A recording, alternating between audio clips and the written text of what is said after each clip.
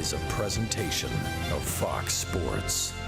We are Fox Sports. We are St. Louis.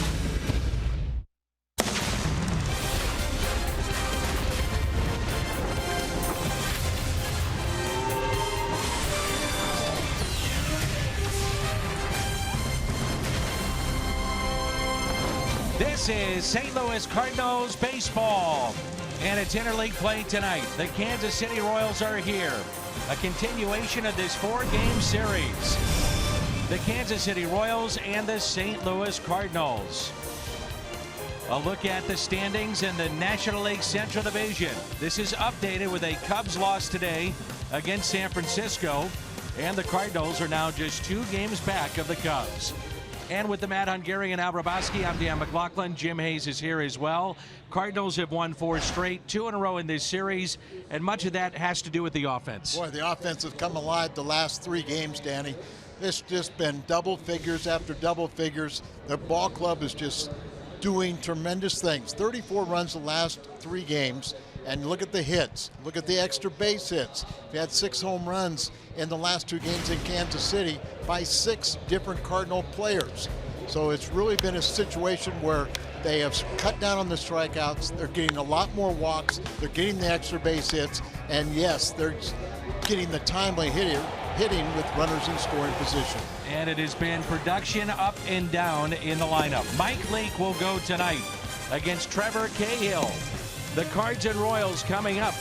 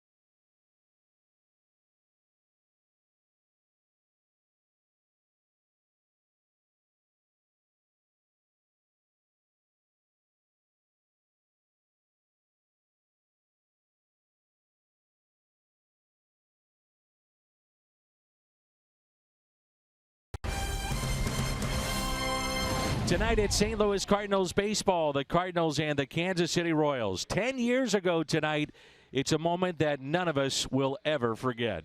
Ankiel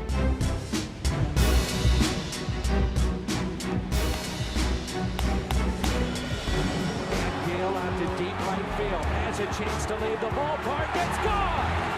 A 3-run shot for Rick Ankiel back in the major leagues. Remarkable.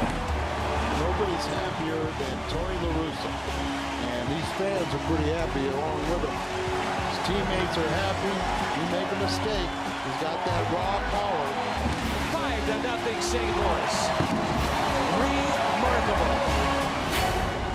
His return to the big leagues as a position player 10 years ago tonight, and it seems like yesterday. The Cardinals trying to make it 3 in a row over Kansas City. First pitch is coming up.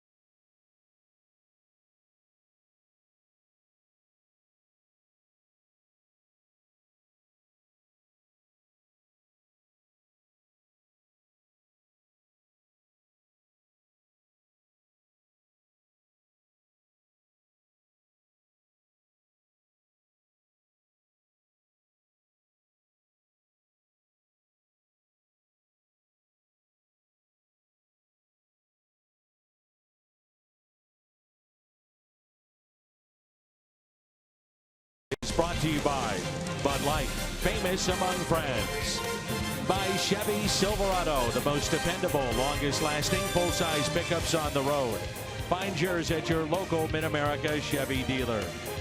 And by Menards. Save big money at Menards on all your home improvement needs.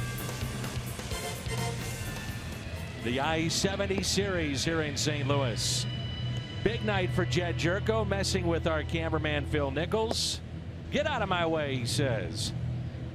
It's been a big night for a lot of Cardinals here recently, and the offense on an uptick. The Cardinals are just 2 games out in the Central Division. Mike Leake is our Hyundai starter for the Redbirds, and at times he struggled at home, but it'll be fun to see him back here at Busch Stadium. Well, the biggest problem he's had is lack of run support. He's got the 3rd lowest run support in the National League. He's lost his last 2 games and only allowed 3 runs in each of them. And he still has, 10th best ERA in the National League. So if he gets a little run support like the other guys have been getting recently, look pretty good at the end of the 9 innings. Kansas City, after their 9-game winning streak, they have been struggling. Royals have dropped 8 of 11, including 2 straight now against St. Louis. With Merrifield will lead it off, then Lorenzo Cain and Eric Hosmer, Melky Cabrera, Mike Moustakas, Jorge Bonifacio, Cam Gallagher, Alcides Escobar, over his last 19, and the pitcher Trevor Cahill. Look at Ned Yost. Won a world championship with Kansas City. He's been to 2 World Series with the Royals. And of course, this is the last hurrah for the Royals with so many free agents. The first pitch is taken for a ball by Merrifield. Riding a 5-game hitting streak at the start of play tonight. And he's 7 for his last 21. Since joining the Cardinals, Mike Leake is 5-13, wearing that Redbird uniform here at Busch Stadium. But run support, as Al mentioned, has been a real issue this year, and it was last year. He's gotten in home starts under 3 runs of support per game. Yeah, the biggest problem he had last year was errors committed behind him, particularly in the infield.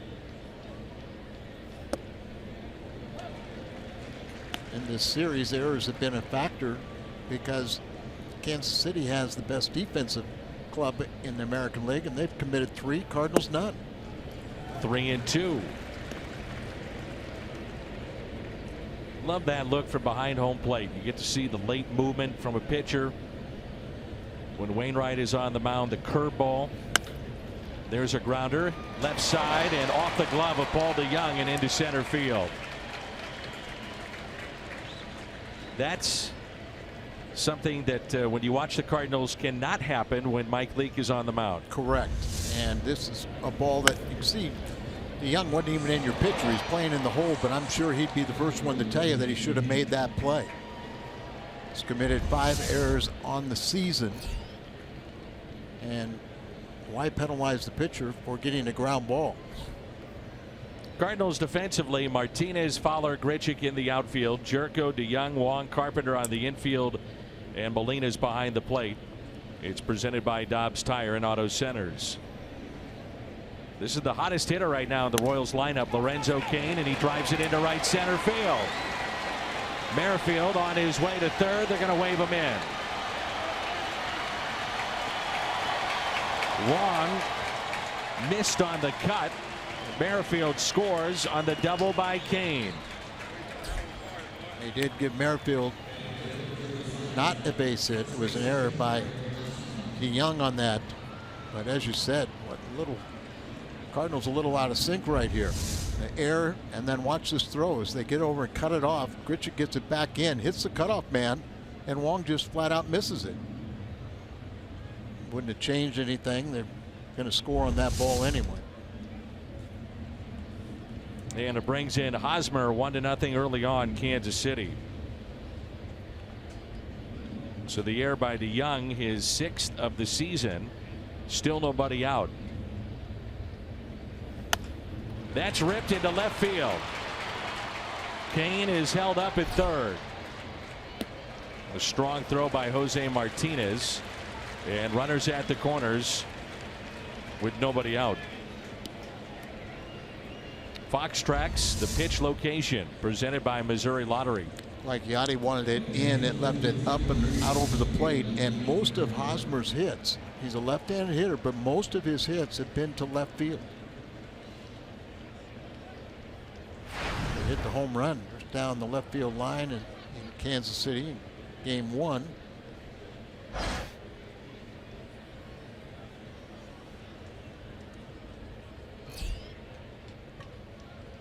Runners at first and third for the switch hitting Melky Cabrera. Cabrera base hit into left center. Cut off by Fowler. His throw going into the bag at second, and got him. Third outfield assist from Dexter Fowler this season. Run scores, and it's all Kansas City here early on. Dex got over and cutted that ball off. You see he was looking more third, then he changes directions. Got to play at second base. Right there, one hop, Colton Wong catches it and just drops the glove down and tags him out before he gets to the base. Infield drawing in, and Mike Moustakas at the plate. Leads their club in home runs and RBIs. 4 consecutive hits to start this game for Kansas City.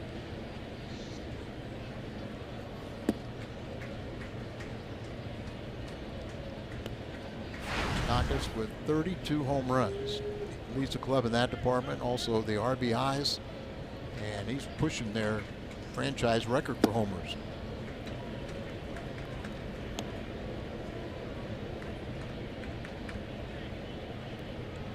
3-0 the count with 1 out and a runner at third.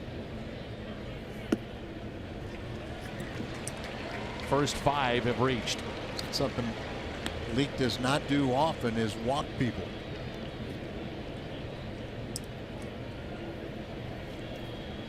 Looked like he wanted no part. Yep, no part of Mike Moustakas, and now it's Bonifacio.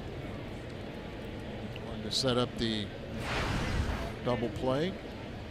And he has 14 home runs, 9th most by a Royals rookie, hitting .254 and playing right field tonight. Alex Gordon has been benched by the Royals, and he told Ned Yost, "I get it, I understand it, I do the same thing." Pro's pro, but he has really struggled last year and then even worse this year. Here's the 0-1. And it's 0-2.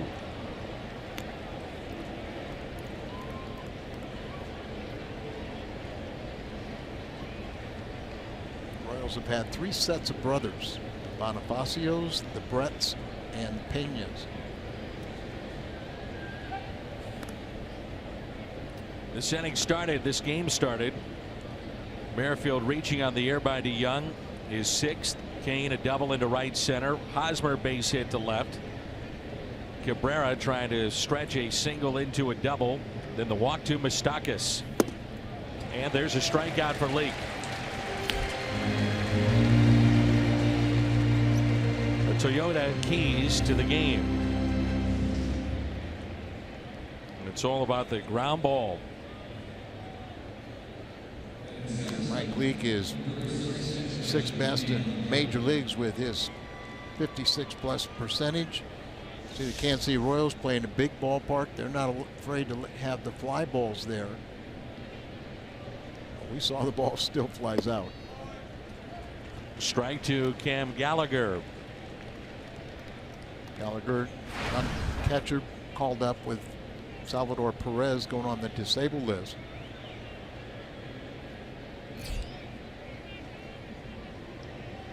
On pitch. Gallagher to short. DeYoung underhands to Colton. Royals strike first. 2-0.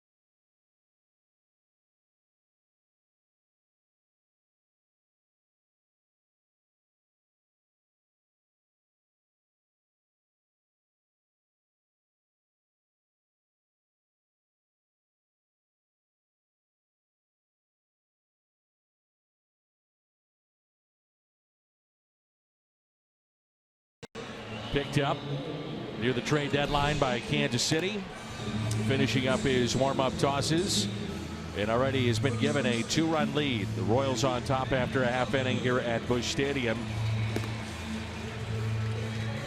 Matt Carpenter will lead it off for the Cardinals. Then Jose Martinez and Paul DeYoung. Dexter Fowler, the switch hitter. Yadier Molina. Jed Jerko homered last night. Colton Wong, he homered in game 1 of this series. Randall Grichuk and Mike Leake. Cahill was part of the 6-player deal with San Diego. Filled a key relief role for the Cubs last year. Shifted back to the rotation this season. at an ERA under 4 in 11 starts. There's a look at his Hyundai pitch arsenal. He's eligible for free agency after this season. 29 years of age. Fills the vacancy created by Nate Carnes, who had season-ending shoulder surgery. And there's a strike to Carpenter. This is Cahill's third start with the Royals, and he has just been battered. Lefties and righties, still both of them batting over 350 against him. He has not gotten out of the 4th inning in his 2 starts, and he's looking for his first road win of the year.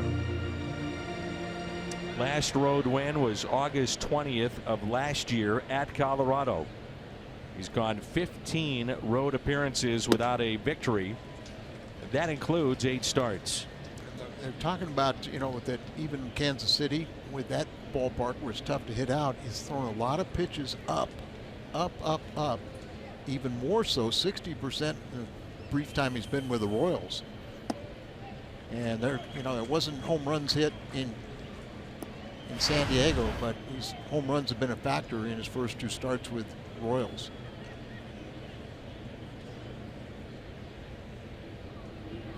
The 2-2. Carpenter, pretty good numbers against Cahill. One of 3 Cardinals that have had an extended look at him. 5 for 12, couple of doubles.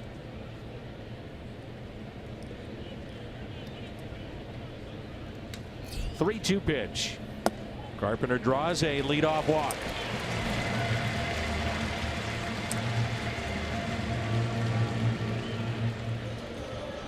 Jose Martinez. There's a few ways to get loose, get stretched out. How about this way? Yeah, stand up. I know you're in the upper deck, but here you go. Souvenir. And a strike right to him.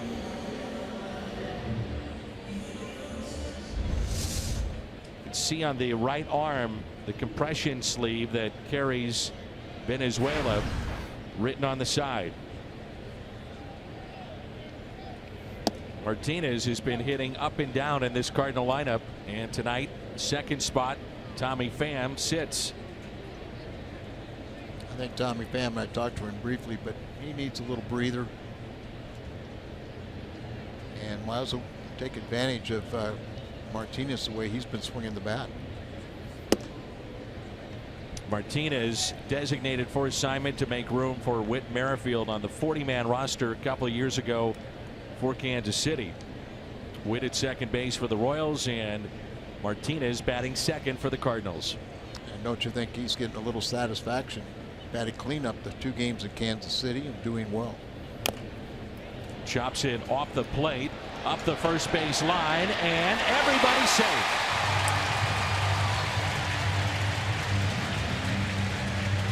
Infield hit Jose Martinez. Gonna be one of those games, huh? Yep. Cardinals give up 2 in the top. See how many they get back. Little tapper right there, run hard. Gallagher had a little trouble. Looking at his numbers, he's more of a defensive catcher, but almost lost his balance there. Didn't throw it away. That's probably the good thing. Here's Paul DeYoung, 16 home runs to lead the club.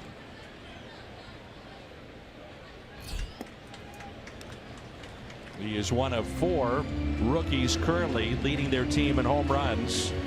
And trying to become the first Cardinal to do that since Albert Pujols in 2001. Runners at first and second. And the 1-0. DeYoung rips it foul. Cahill and Gallagher, pitcher and catcher, you know, working together for the first time. And really, this is only Gallagher's second start, his 3rd game. He pitched, or he caught the 9th inning of the first game of a doubleheader, and then got the second game. So you can see there's probably a little indecisiveness. Inside. You mentioned in the open, the Cardinals, one thing that has stood out, a trend the last 4 games, which have been wins. The strikeouts are down. Cardinals have struck out 31 times in those games, but they have drawn 24 walks. Yeah, the walks are way up. Could be two. Merrifield flips to short. Escobar on to first. It's a double play. A .989 fielding percentage for Kansas City this year. That leads baseball. And yet 3 errors the last couple of games, but not there. The 4-6-3 double play. Cabrera, Kane, Bonifacio in the outfield. Moustakas, Escobar, Merrifield, and Hosmer on the infield. Gallagher behind the plate. Around the Horn is presented by Dobbs. Dexter Fowler is 7 for 14 against this right-hander. A double and 2 triples. Teammates a year ago with the Cubs. Go back to 2010. Cahill was an 18-game winner. ERA under 3. That was when he was pitching with Oakland, the original club that he signed with.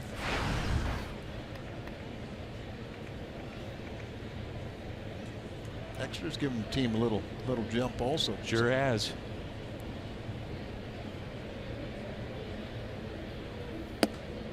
One ball and 1 strike. Think about where this lineup is come and gone this year.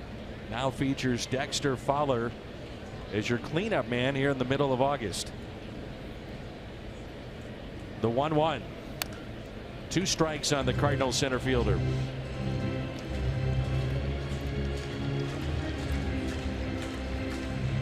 Dexter 3 for 7 since coming off the disabled list. A couple of the outs that he made in Kansas City were line drive outs that he hit the ball well.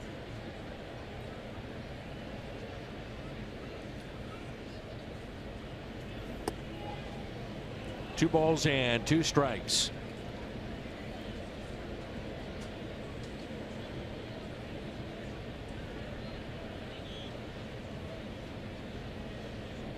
Bonifacio very deep in right. Big gap in left center. Now time is called. Cahill pitching for his 5th team in the last 3 years. Arizona, Atlanta, Chicago, San Diego, now Kansas City. And Fowler takes a tough pitch there. 3-2. Around the plate, but just missing.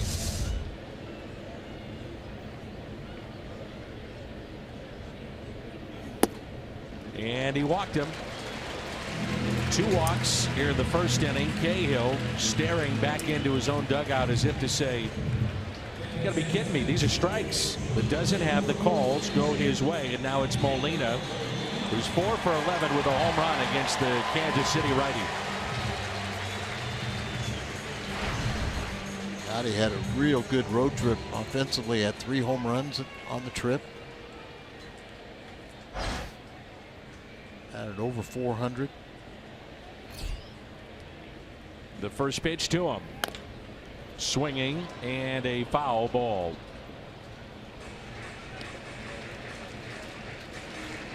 Ten for his last 22. 3 home runs, a couple of doubles. He's driven in 5. That's a .456 average the last week.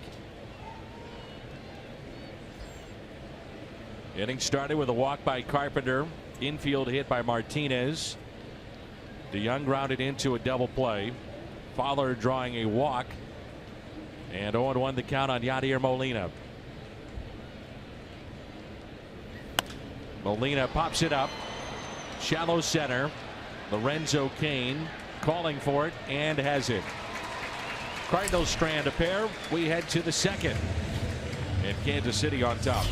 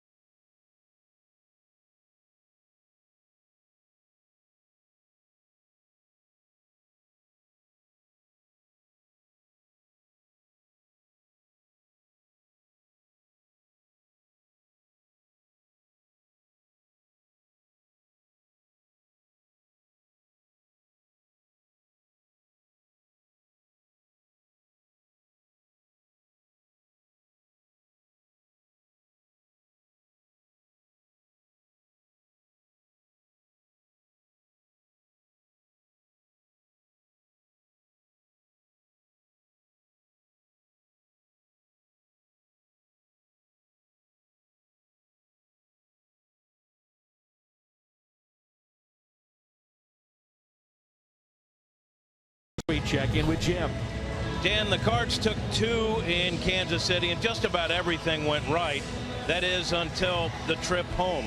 Adam Wainwright and Dexter Fowler accidentally got on the wrong bus. They got on the Royals team bus. Waino nearly took a seat. He told me, I saw Mike Minor and thought to myself, he's not on my team. Wrong bus. Wainwright said there is an explanation. He told me after the first game, he boarded the bus to get back to the team hotel. Last night, went to the same place, not knowing that the buses switch places on getaway days. Cardinal bus was in a different spot. Waino told me he played it off by saying to the Royal players on the bus, hey guys, just wanted to check on you. And then he left. And that was it, huh? That was it. Little grounder right side. Glove by Carpenter. Leading Link, and he's on the bag. What a play all the way around. You're absolutely right, Danny. Really nice stab by Carpenter, and then the responsibility of the pitcher to get over there covering. But to also catch the ball high, and you're so close to the bag, you can't really look down, but you kind of have to feel for it. And he looks down at the last second.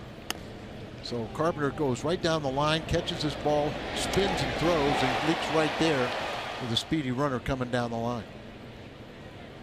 Ball was nearly past Carpenter. Talk about Mike Leake and how athletic he is. He just showed us why. Trevor Cahill, a career 118 hitter.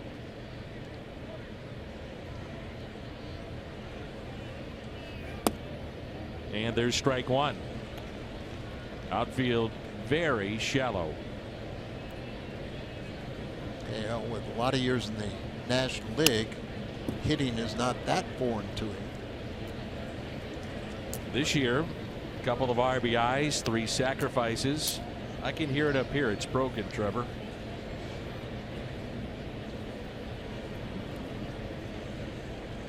National League teams, it just seems like they should dominate when they're playing at home, where they have pitchers hitting and American League pitchers not, should be at a major disadvantage.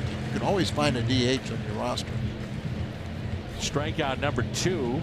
MLB.TV every night, every device. Watch every out-of-market regular season game live. Plus, get a free subscription to At Bat Premium, the #1 app for live baseball. Blackout and other restrictions apply. Visit MLB.TV for details.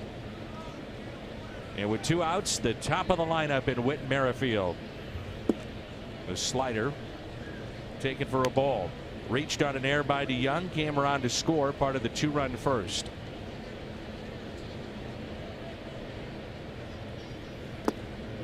Last start for Mike Leake was Friday night at Cincinnati, 3-2 loss. He went 6 innings, gave up 8 hits.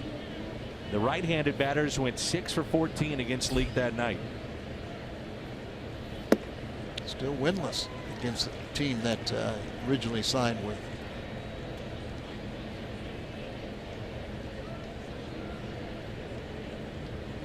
The 2-1 pitch.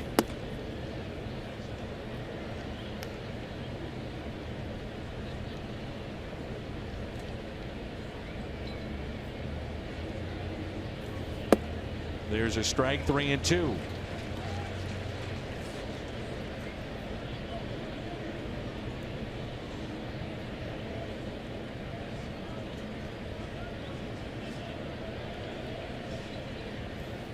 (3-2) is a line drive base hit into left. A 2-out hit for Merrifield. Since July 1st, one of the hottest hitters in the American League. Came in second, I believe, in hits in that time frame. There it is, just past Charlie Blackmon. That's in all of baseball, or with Blackmon and Machado, who's been red hot. Chris Taylor of the Dodgers, Hosmer there, and leading the way, Jose Altuve. That was his 200th career hit.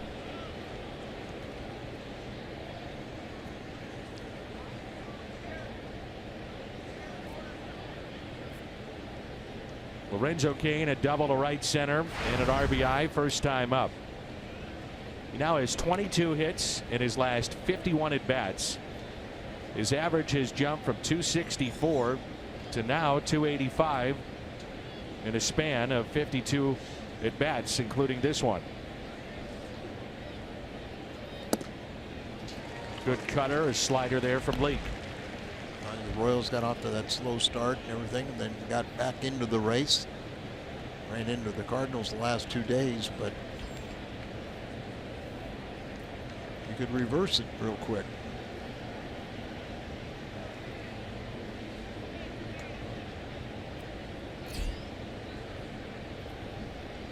Oh, 1 pitch, and that'll be a base hit into center field. Merrifield charging hard to third, and runners at the corners.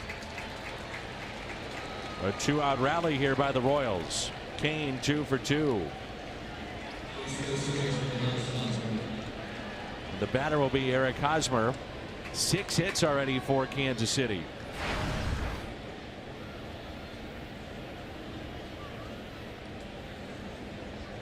Mentioned that the Cardinals start 2 games back of Chicago. San Francisco taking 2 of 3 and winning the game today 3-1. Madison Bumgarner now 2-5. Dunsing took the loss, and the Cubs may lose Wilson Contreras for some time. Left the game with a leg issue, and he'll be further examined in Arizona. That could be a major loss. He has been probably their best player here since the start of the second half. Really hot, hitting a lot of home runs lately, and I was watching, and it looked like a hamstring and had to be helped off the field.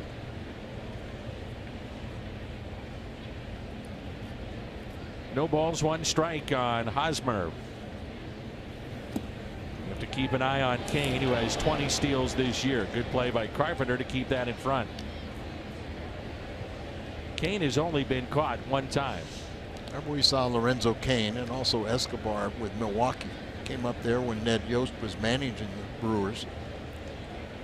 And you understand why he saw these very young, talented players, and now with a lot of experience, potential free agents, both of them.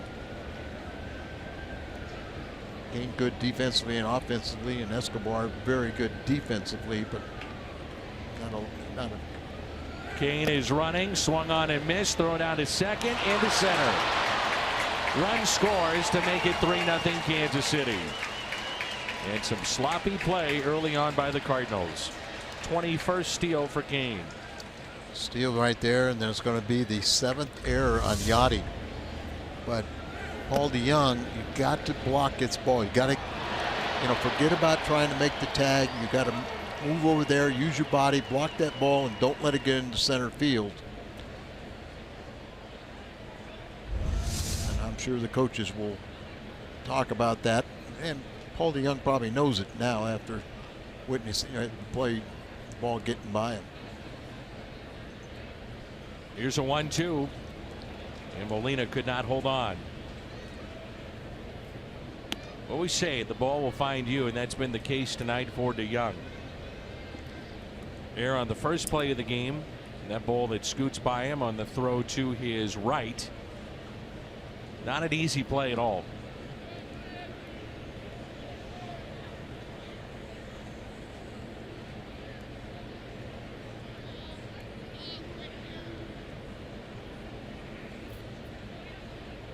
Here's a 1-2, and he struck him out. 2 strikeouts in the inning, 3 tonight for Mike Leake. 3-run lead, Kansas City.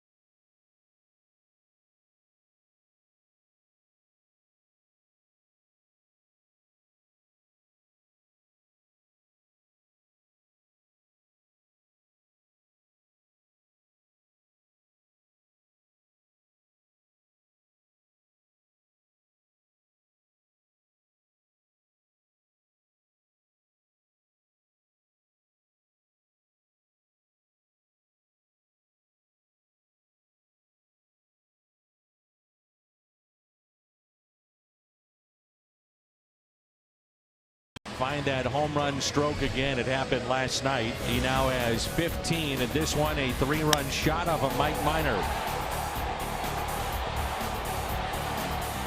His second since the All-Star break. Cardinals now trailing 3-0.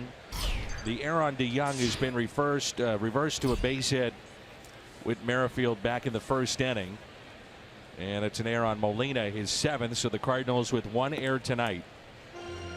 The Royals now with 6 hits and a 3-run lead. Jerko got a couple days off. Just try to rejuvenate him, and it responded last night. 15th time the Cardinals have scored double digits against Kansas City. These two teams in all of baseball interleague play began back in 1987. And 10 or more runs in 3 straight games ties the franchise record. Cardinals never have had 4 in a row like that.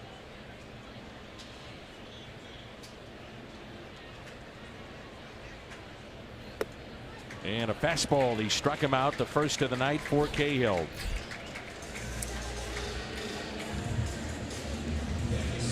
Both these clubs are under 500 in interleague play. Royals 5-7, Cardinals 5-8.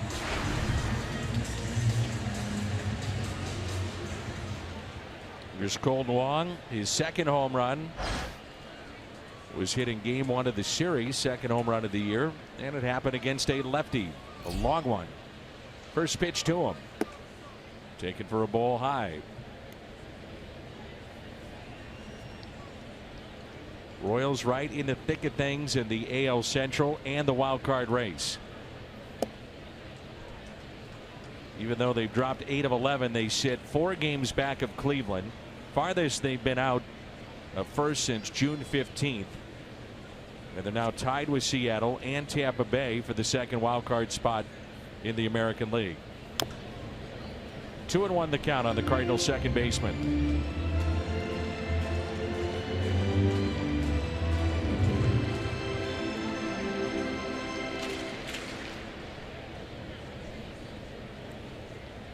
Cardinals have outscored the Royals 21-6 in the first 2 games. Inside, 3-1.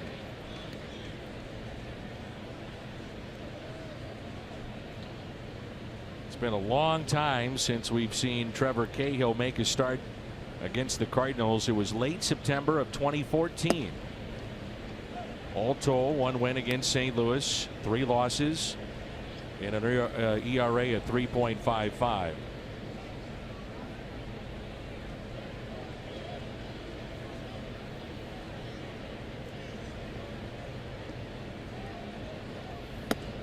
It's another walk, the 3rd issued by Cahill.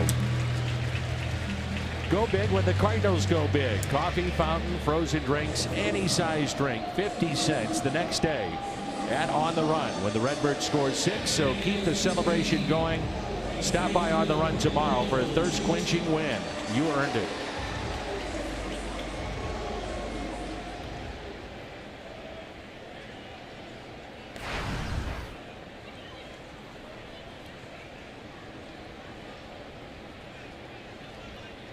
Richick 3 for 9 in the series with a home run, and he's driven in 2.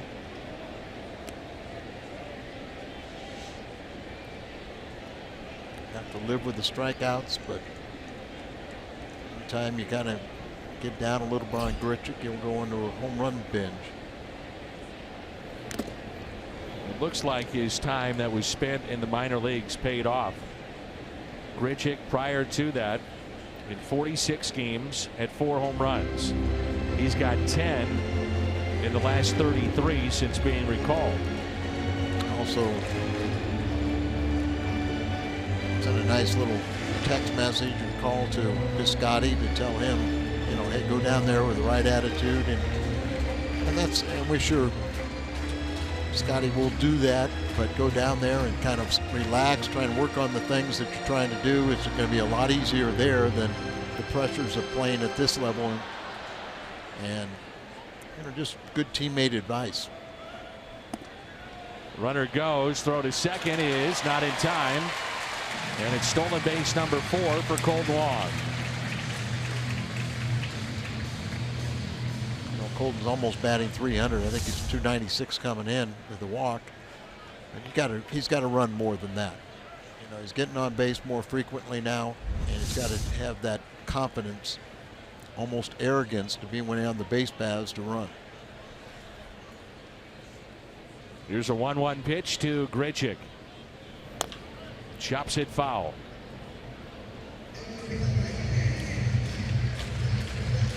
Well, the Royals certainly missing Salvador Perez, who is a team leader in their clubhouse, in their lineup, very good offensive player.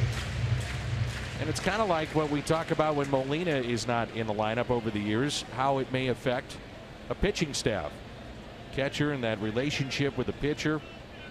They know each other so well. The comfort level for a pitcher. It's a very good point, Danny. Because people really don't understand what that camaraderie is between a pitcher and a catcher. That comfort zone, as you say. Pitcher, the W or the L goes behind your name, so you throw the pitch you want.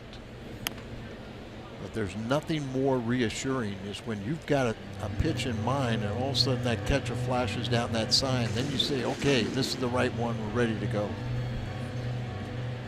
Since the Perez injury, 39 innings, 27 earned runs, the high ERA. Home runs are up, walks are up. So he does make a difference. There's no doubt about it. Here's a 1-2. Up the middle. Knocked down by Merrifield. Wong turns and stops at third.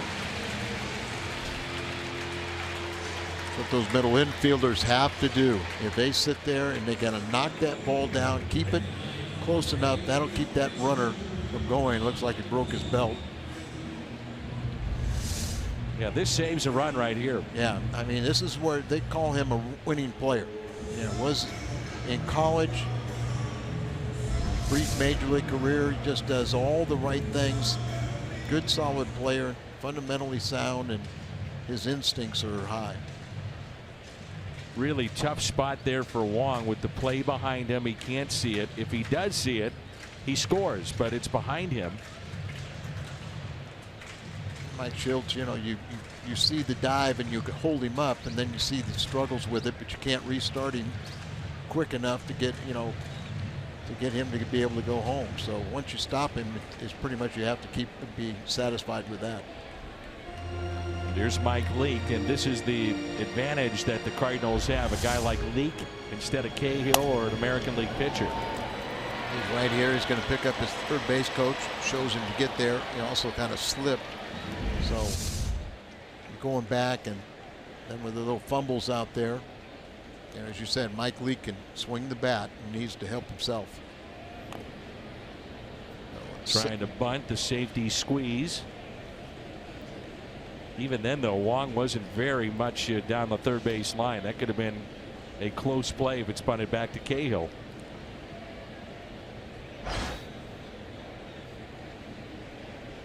Cardinals may be aggressive against Cahill. When he's on the mound, there's been 14 steals against him. Gets the bunt down. Hosmer to the plate and save! What a slide by Wong to avoid the tag. Everybody safe. Cardinals on the board, and it's 3-1.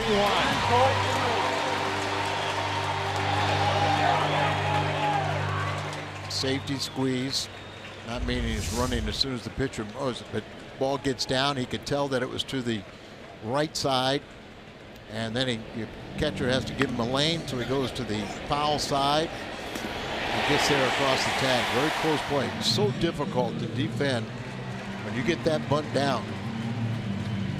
And boy, his fingertips just did touch the corner of the plate. For fans that don't know the difference, Al, safety squeeze, suicide squeeze. Well, suicide squeeze, as soon as the pitcher gets in his windup, you're going home. You're running blindly at home. And then you're kind of told to a right-handed batter. Rarely will you do it to a left-hander, because then they can pitch out and, you know, can't do anything. But kind of throw it at their head to get them to move so they can't bunt it. And on a safety squeeze, you know, you kind of come down the line, but you don't break for home until you see the bunt. And particularly in that case, he could tell that the bunt was not going right back to the pitcher. It was going to be to the right side. But Hosmer, a very good defensive player, right down there and made a good play. Just the throw was a little high, and that probably was what allowed him to get it safe. Runners at first and second. I would imagine that if you looked across the board in American League style of baseball, you don't see many squeeze plays either way, and you don't see many bunts. You know, you think about trying to defend the bunt. You just don't see it very often. There you got 9 offensive players instead of 8 and a pitcher. So you're right. You just kind of swing away, and you know, Earl Weaver loved the 3-run home run, but he hated giving up an out with a bunt. 0-2 the count on Carpenter. 1-2. Kubota power stats and the Cardinal RBI leaders. Carpenter just one back of Jed Jerko. The pitchers now have driven in 24 for the Cardinals. 4 of those have been game-winning RBIs. The 1-2. Well, for Kolten Wong, that was his first stolen base since May 4th. And he's now scored in 5 straight games to get the Cardinals on the board here tonight.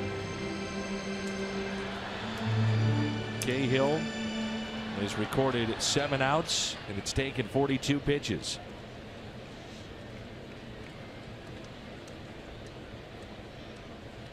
Three walks have contributed to that. The 2-2. Good rip by Carpenter. Carpenter just owns Kansas City, and as you said, good numbers against Cahill.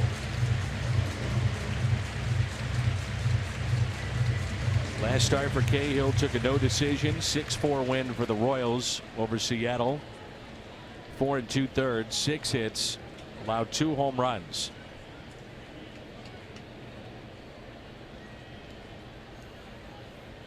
The 2-2 from 0-2 to a full count. Well, that's what Carpenter can do. Not afraid to hit with 2 strikes, and then with that good batting eye, he puts himself in a good position to get a pitch that he can drive.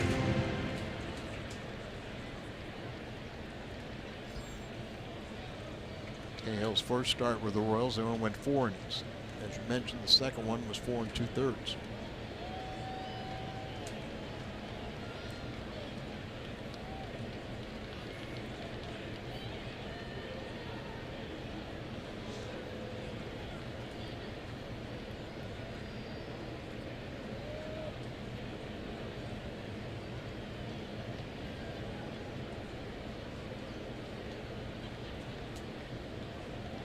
Runners at first and second. Count is full here on Carpenter. And now time called. Get the feeling Cahill feels this could be a really big pitch, certainly in the inning, maybe in the game. Gallagher may agree with that too. Is having a little trouble getting together, and because it's such a big pitch, they want to be on the same page to go out and talk. Got a red hot Matt Carpenter with 2 runners on. Had his 65th home run from the leadoff spot last night. Lou Brock, #1 in Cardinals history with 95.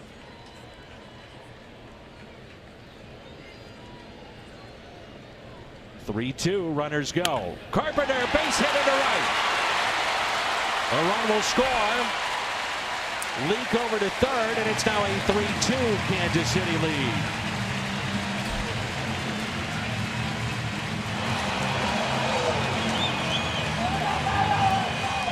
Send in those runners, don't you? But you can do that with Carpenter because he's got such a good batting eye. You know, more than likely he's going to put the ball in play or walk. And here he hooks the pitch out away from him, drives it between first and second with the runners going. Richard scores, and the lead goes all the way to third with ease. It's like everybody has woken up a little bit now. Kind of like, oh, you guys are going to give us a fight? Well, we'll lace up the boxing gloves now. Here's Jose Martinez, an infield hit, first time up. Runners at first and third. 3-2 our score. Talked about it. He was in the Royals organization, won the batting championship at AAA, batted over 380, and didn't get called up. First pitch to him. Ball one. And they basically pretty much handed him to the Cardinals the next year, the Tony Cruz deal. And they saw at AAA he was a professional hitter, you know, has good at bats. And he got called up last year, and all of a sudden the Cardinals thought, hey, this guy, he'll go out there and battle people. The 1-0 pitch. 1 ball, 1 strike. Career .522 pinch hitter. It's a brief September last year and most of this season.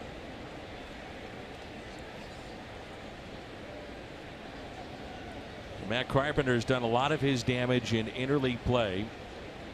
16 of his 55 driven in have been against interleague opponents this year. Yankees, Orioles, tonight Kansas City. 41 total at bats. Off the glove of Cahill.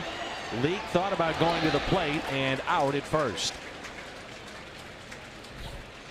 In a way, the Cardinals might be saying thank you. That could have been an inning-ending double play. Until he knocked it down and had to go retrieve it. And a tough running play for a pitcher. Well, I mean, he knocked it down. If he lets that go, Merrifield steps on the bag. It's a double play. I'd like to think, too, that if he would have caught it, he could have spun and thrown it to second base. Merrifield was right there. Here's DeYoung. Rounded into a double play back in the first. Runners at second and third. This will be pitch number 49 of the ball game for Trevor Cahill. Ball one.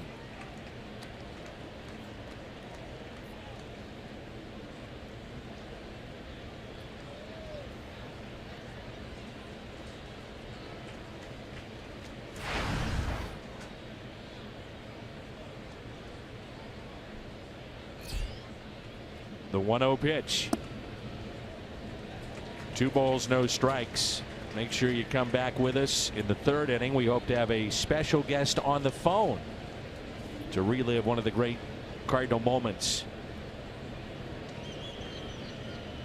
That'll be coming up in the third. 2-0 the count on Paul DeYoung.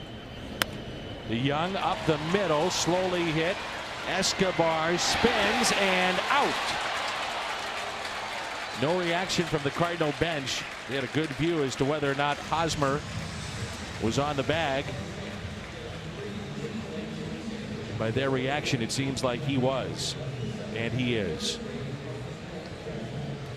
Relive a special moment when we come back.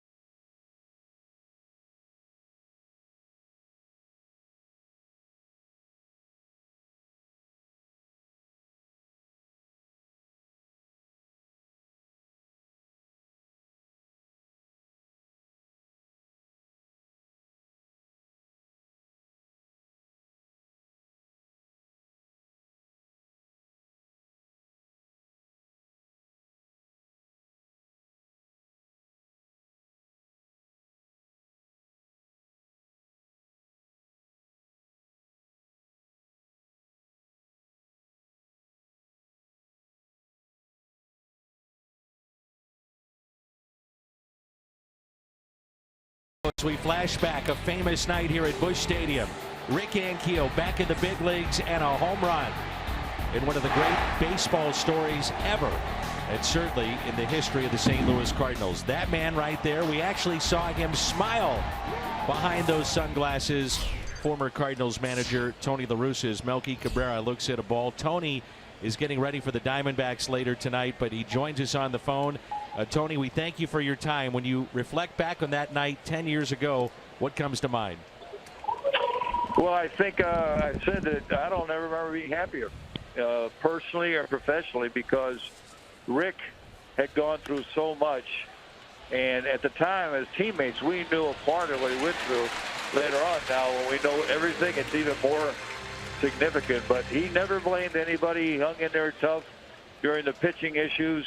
And then to come back as an outfielder, started from rookie ball and work his way up to where he gets promoted was, I said, the way he was welcomed when he walked into the clubhouse is the best I've ever been around.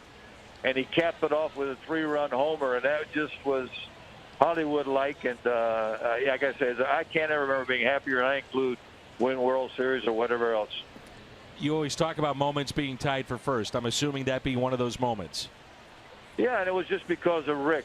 I mean, there's so much adversity and difficulty, the toughness, and the way he just took it all and made himself responsible. I mean, we've all been through a lot. You know, there's a tendency, well, I want to blame somebody. I feel sorry for myself, but not Rick. Very, very special individual, and I'm glad to see he's back home today to celebrate the 10th anniversary.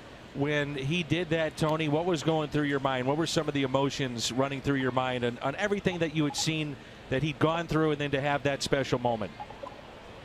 Well, there was some discussion because he was doing so good about Russa, and we really debated bringing him up. But at that time, if you remember, we were struggling a little bit. And just, the coaches, we all felt, look, he could ignite us just by his personality. So we were looking for a lift. But in no wildest dream that I think that the lift we were going to get would be so dramatic that he would hit a 3-run home run. I mean, that was, that's what made it so thrilling, was that there is some justice in our game every once in a while, and that was truly a piece of justice that a guy who hadn't caught too many breaks finally caught one. Mike Moustakas with a base hit into right. And Tony, a final question would be this. When you guys decided to make him a position player, in your heart of hearts, did you feel that you could have a moment like that he would make it back to the big leagues as a position player? The whole story, Dan, this is one of those things that Walt Jocketty, he would never take any credit, but he's the guy. He called me shortly after Rick said, hey, I can't pitch anymore. And he said, look, we'll just talk tomorrow, give it a chance and see if you change his mind. And then Walt came back in. He said, look, I don't think he's going to change his mind. I said, neither do I. He says, why don't we offer him a chance to go back as an outfielder? Because I would, in fact, I hope people take this the right way, but when I saw him swing the bat in 2000, I said, he reminds me a little bit, not the stance, but just the swing of Stan Musial. Right. I think he's that good. So, it was not a farce or anything. Just didn't know if he had, the willingness to go through learning to be a hitter and an outfielder, but he certainly proved that he could. Tony, we can't thank you enough for your time, and best of luck the rest of the way. We appreciate it. Well, I enjoyed talking about him. Dan, my pleasure. Thank you. You got it. That's the Hall of Fame manager, Tony La Russa. It's a moment that I will never forget. I get goosebumps seeing it every single time. And now that we know Rick so well and understand some of the demons that he was dealing with personally, professionally, it truly is one of the great moments I've ever seen in professional sports, not just baseball. Yeah, that moment was special. But how about the fact that came back and hit 25 home runs one year. And played great defense. And, some of our most memorable throws that we could think of. So, there's one of our colleagues now, and we're proud to have him. Mentioned to so many folks, if you get the chance, read his book. And you don't have to be a sports fan to understand trying to get through life and the ups and downs. And with Rick Ankiel, he was truly the can't-miss prospect as a pitcher, and he comes back as a position player. It was awesome. Proud to call him a good friend now. We're texting earlier today, and he's just a wonderful individual. Did he realize it was the anniversary? Well, when I talked to Tony, I didn't mention it to Rick, but when I talked to Tony, he gave me one of those. He said, "You got to be kidding me." I said, 10 years? I said, "It's 10 years tonight. We'd love to have you on." He said, "Absolutely." I said, "But I can't believe it's 10 years. Neither can we."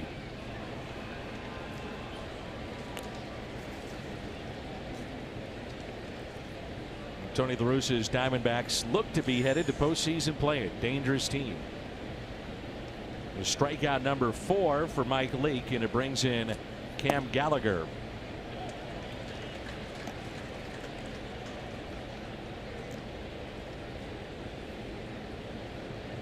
Tony said something in the interview that stuck out, and I think we all have found this out too. They needed a spark. They needed some energy. Rick brought that, and you really find out when his playing career was done and you talk to his teammates, in particular Jim Edmonds, when he's been on the games, he says he's one of the best teammates you could possibly imagine because of everything he had gone through, because he pulls for everybody. He said Jimmy said it was easy to try to help him learn the outfield, the nuances of playing the position, and he was a great teammate. But many thanks there to Tony La Russa. That was great. Inside, and it's 1-2. Tony will be back with the Hall of Fame ceremonies, the Cardinals Hall of Fame ceremonies, later this month.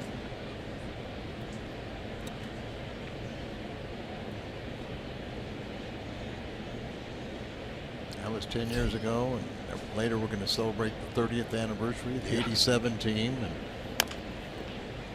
little chopper slowly hit towards second. Wong makes the play. A night we never forget. 10 years ago at this ballpark. Welcome back to the big leagues, Rick Ankiel.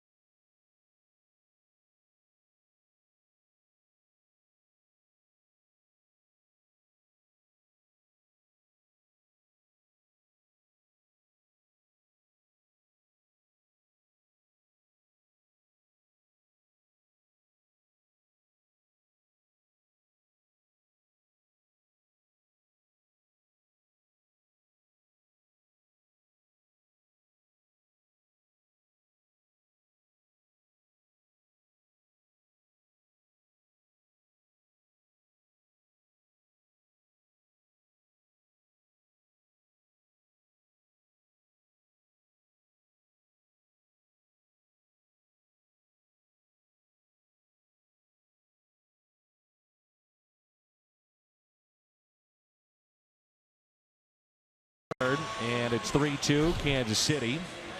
The T-Mobile Unlimited Baseball break. Contreras, we mentioned earlier, injuring his leg. Giancarlo Stanton, 38 home runs, career high with 51 games remaining. And Chris Sale might be the Cy Young Award winner in the American League. Last night at Tampa Bay, 15th game already with 10 or more strikeouts. That hasn't been done since 2002 and Randy Johnson. By the way, the other aspect with the Rick Ankiel story is that when the Cardinals brought him up, that was it. He was here for good. He was out of options. So he was here to stay. It wasn't like you just have a little test run and see how he went. yeah, I mean, took a chance there. Sure did. Here's Dexter Fowler, who walked back in the first inning. And it's 2 balls and no strikes. I guess in a sense they had nothing to lose because he'd already retired as a pitcher. So if it was going to work or it wasn't going to work.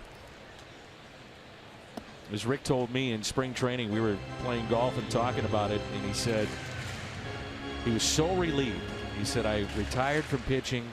I tried everything. Self-medication. Any way to try to calm down. He said, I was out of options, and so I called everybody. I said, that's it. I'm retiring. Drove back home. He's on his couch. He's feeling pretty good. Weight of the world is lifted. All of a sudden, he gets a call from Scott Boras saying, oh, by the way, you're going to be an outfielder. The Cardinals are all in on this. And he said, well, wait a minute. I don't want to do that. I'm done. It's finally over. I'm finished with baseball. I'm moving on. And took about 24 hours. Showed up at the complex and became an outfielder, and the rest is history. He still had a love for the game. I think the one thing that I think about is, you know, if you came to that conclusion, and like you say, fighting all the demons, that was more than just that spring. That was over a couple of years, you know. Many years. The strike to Yadier Molina. It's tough enough when you get your full focus, let alone when you're out there battling your inner demons. As he called it, the monster. 0-1 pitch, runner goes, and Fowler has a stolen base, his 5th of the year. As I mentioned earlier, you would think the Cardinals would be fairly aggressive against Cahill. He's now allowed 15 steals when he's been on the mound. You have a rookie behind the plate, and the Cardinals 2 for 2 in that category tonight.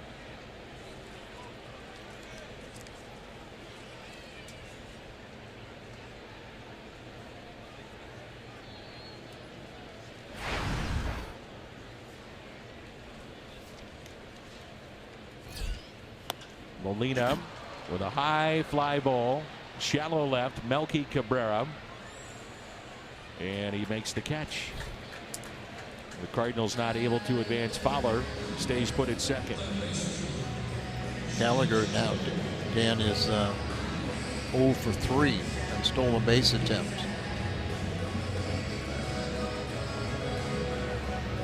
Nice to be back home, albeit a brief time. Cardinals with 2 games here with Kansas City, then 3 over the weekend, and then it's back out on the road.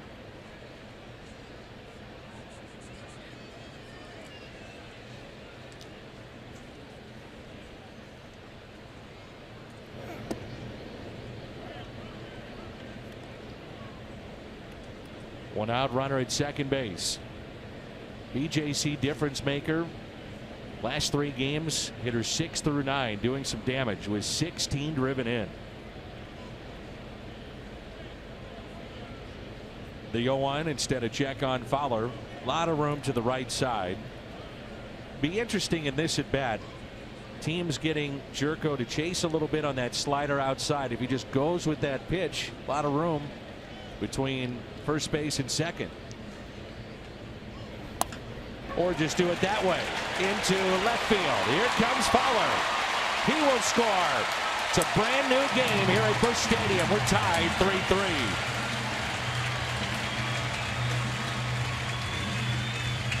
'56th RBI to lead the club for Jerko.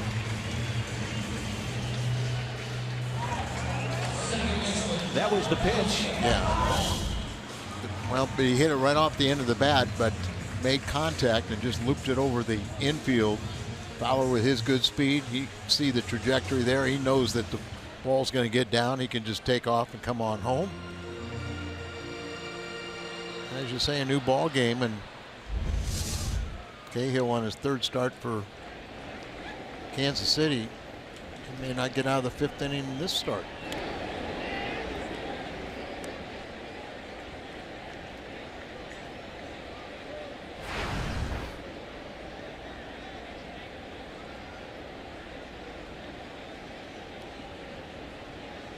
One out, and here is Colton Wong. A lot of times, you know, teams, before that first pitch is thrown, by looking at video, advanced scouting, they know the times to the plate of any particular pitcher. They know, the Cardinals do, and likewise of the pitchers, and how slow or how fast they are to the plate. In Cahill's example here, he is averaging 2 seconds to the plate. Time he starts when the ball is caught by the catcher. The league average is 1.35. You say, well, what's the big deal? That's not that much of a difference. It is big in the game of baseball. That's significant.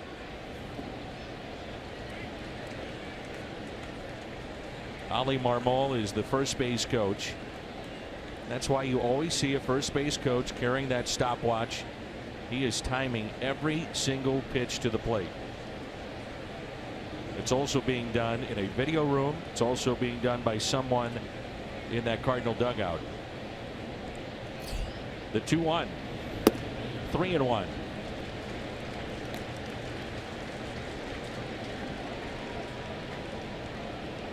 He's already walked 4 in this ball game.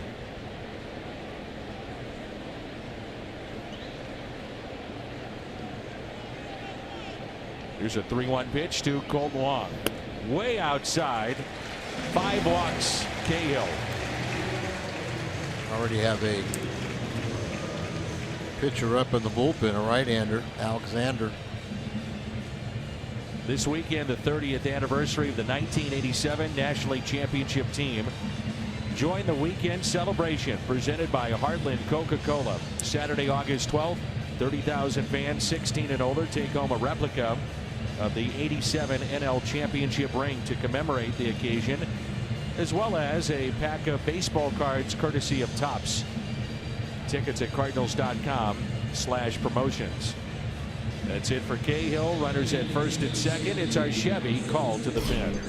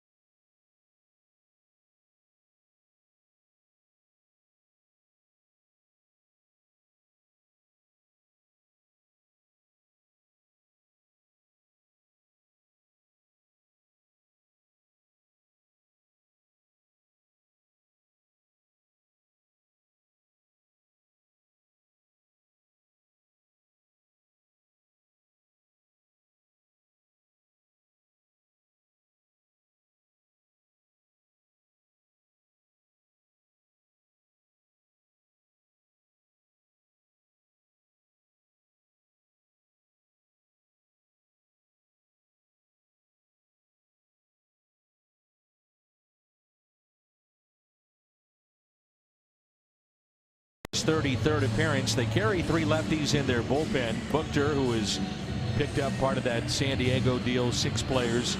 Mike Minor gave up home run last night, and now Alexander. The bullpen of the Kansas City Royals has allowed the fewest home runs in the American League. And Ned Yost, I'm sure, had better ideas in doing this, trying to get Cahill through at least 5, but he will not get through 3. And the Cardinals looking to add, as they have come back with 3 unanswered after trailing 3-0. A look at the numbers, the Hyundai pitch arsenal for Scott Alexander. I guess you look fastball, don't you? I would say so. Yeah. The interesting thing, last night they brought in Mike Myers, a left-hander, to face Jerko, and he took him deep with a 3-run home run. Here they bring in a lefty to face Grichuk. You think a fastball from a lefty? That's right up his alley. Yep. He's allowed runs in his last 4 outings. There's the fastball and a strike at 92. Inning started with a walk by Dexter Fowler. Stole a base. Molina had flied out to left. Jerko, base hit. Left field, picked up the RBI. Walked by Colt Wong. And runners at first and second. Here's the 0-1 pitch to Grichuk. 0-2.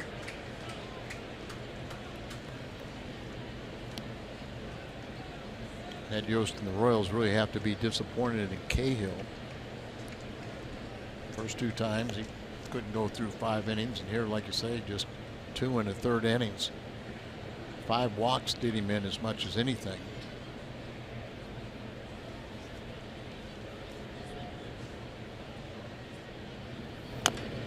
Little chopper hit left side. It'll roll fair. The bases are loaded for Mike Leake. Back in the 2nd inning for Mike Leake. He came up with runners on. It was a safety squeeze. This spot, the Cardinals have the bases loaded, only 1 out.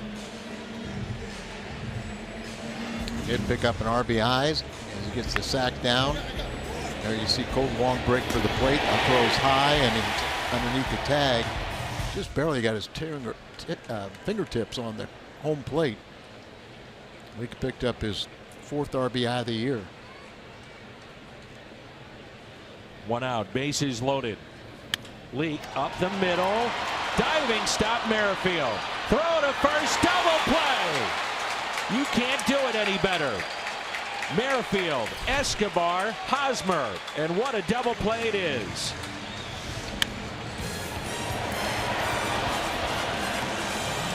Tremendous all the way around.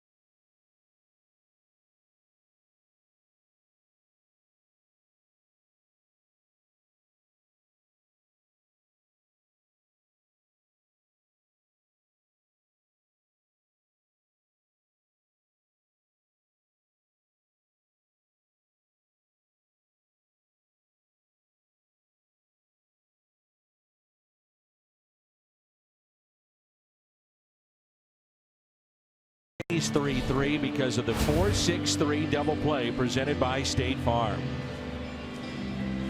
Outstanding play, as you said. Look at how Escobar bare hands it, spins, but a great stop by Merrifield. Flips it up to his shortstop and had plenty on it. That throw to get him out at first. Make a case that the Royals' second baseman has already saved 3 runs in this game. Very easily, you can make that. It's Billy Joel night. The bobblehead giveaway. They were just playing Piano Man here at the ballpark. Alcides Escobar.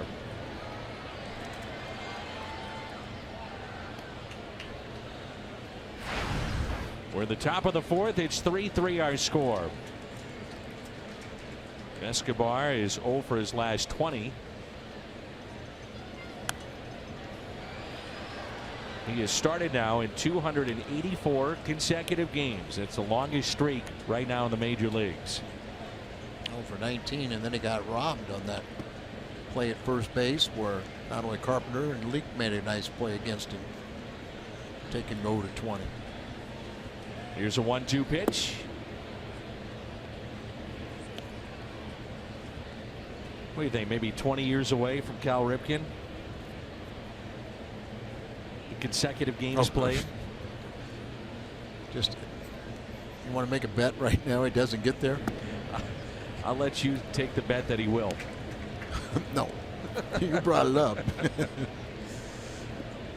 I don't think that will ever be broken. No. That one and maybe 56, consecutive games with a hit.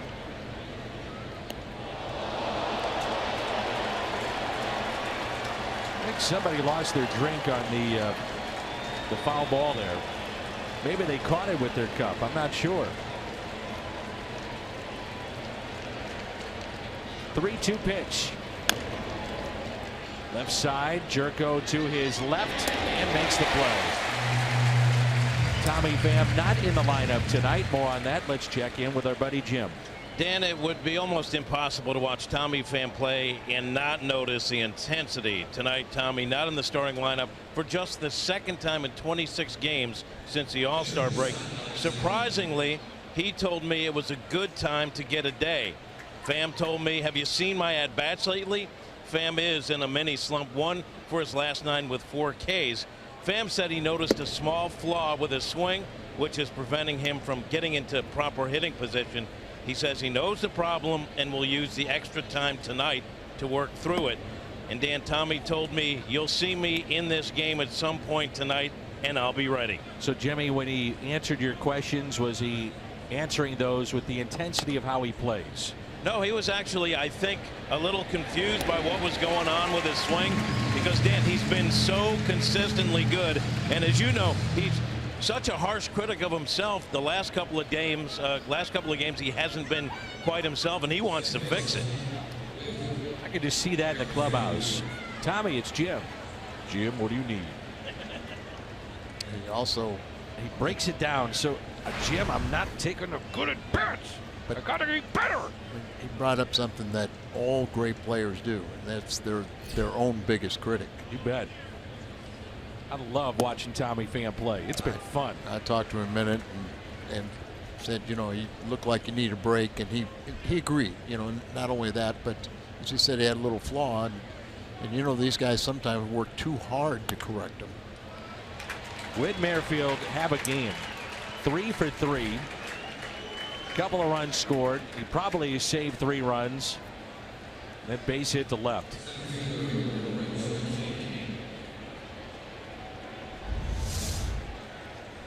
Breaking ball, and he got a little loop in it. Stays with it, gets it around the knees, and as you said, picks up his 3rd hit of this game. He's already scored 2 runs. He's got the sliding pad for the hand. Some fans may wonder about that. 5 hits among the first 2 batters and 5 at bats. Where's that on the left hand? And that's not to take a turkey out of the oven. Looks like it'd be a good mitt for that. Use that in the off season, Thanksgiving and Christmas, and then for 162 games. 2 outs and a runner at first. Lorenzo Cain, one of the free agents to be with the Kansas City Royals. This guy is a good player. Interesting story.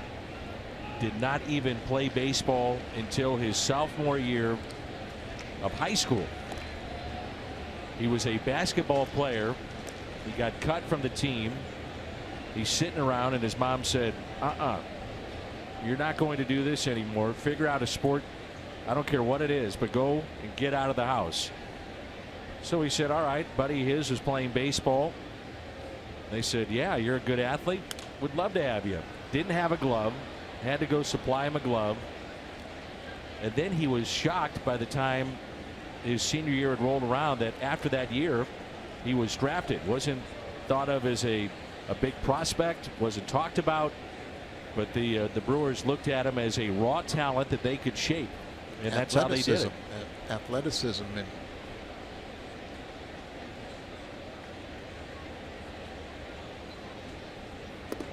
great example to any young kid. It's never too late.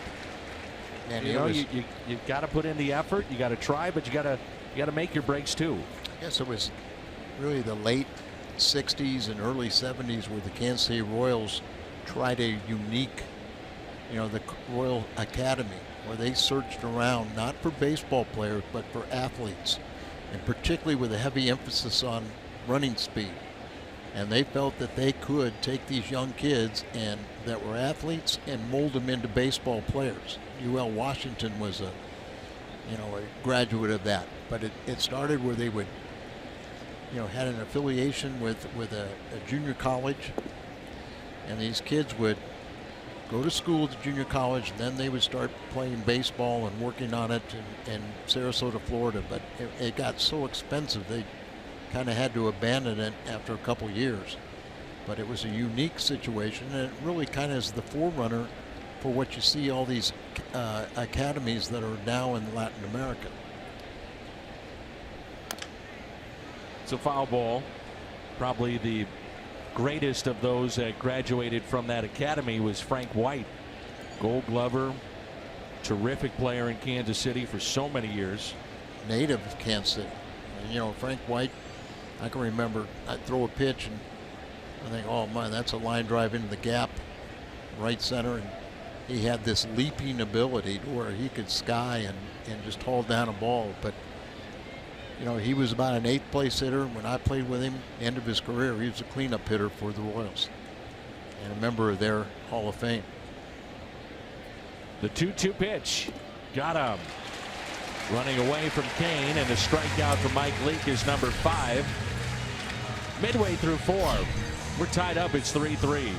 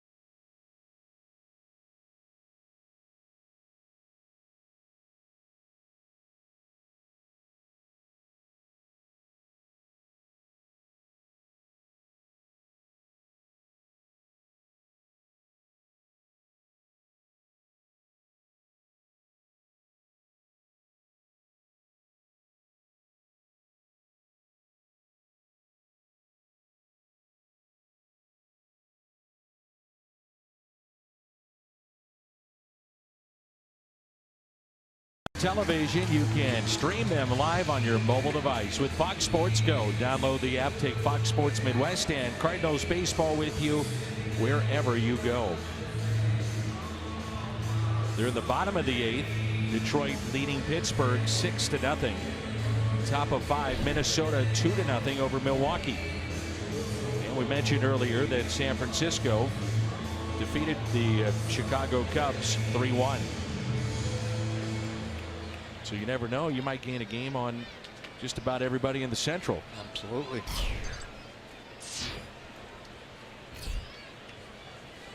The top of the lineup, 3-3 our score. We're in the 4th, and here's Matt Carpenter, who has walked and picked up an RBI base hit to right.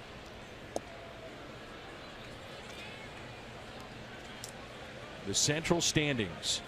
Cardinals, as we speak, 2 back. If they win, game and a half out. And they haven't played their best baseball other than these 3 games, but 4-game winning streak. Picked up a lot of ground, but you just have to keep on doing it. I would say there was one time that they played like this.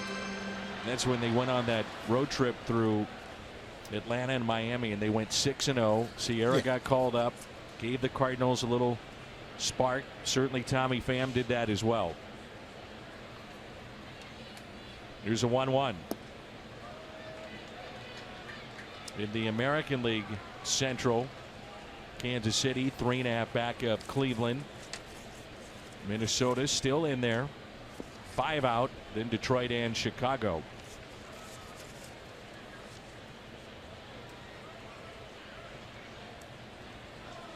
Where are you on the last day of the season? Here's a 1-2. And a ground ball hit softly to Eric Hosmer. Steps on the bag for the out. First time that Carpenter has been retired. Alexander in relief of Cahill, who went 2 1/3 tonight. Gave up the infield hit to Grichuk, then the double play turned marvelously by Merrifield, Escobar, and Hosmer to end the third, and gets the first out here in inning number 4. Here's Jose Martinez. Infield hit, grounded back to the pitcher, and he's 1 for 2. Alexander's held right-handed hitters to a .237 average, but lately it came in at .556, 10 for 18, and remember Grichuk got an infield hit off him, so see if Martinez can do some damage here.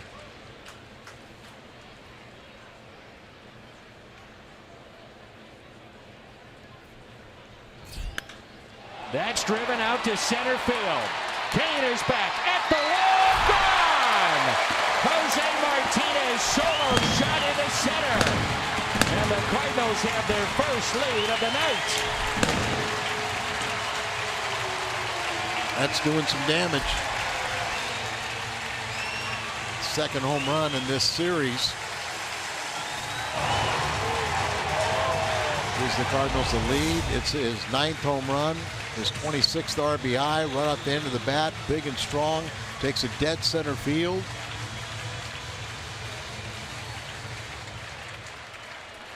Well, you can see that extension.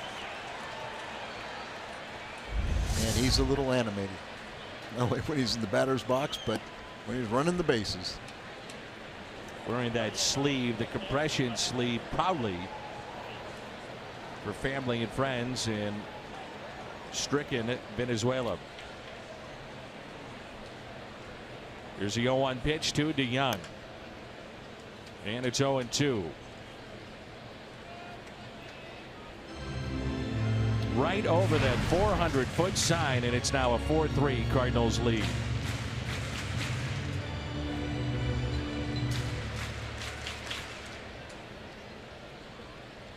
Old Busch Stadium 2. It's 414 to straightaway center. You tell hitters just, you throw the ball up and away and say, go whack at it. And a couple times a year, you'd see it, somebody hit one to center field. But not anymore. It's now homered in his last 2 home games and 3 of the last 5 the Cardinals have played in here at Busch Stadium.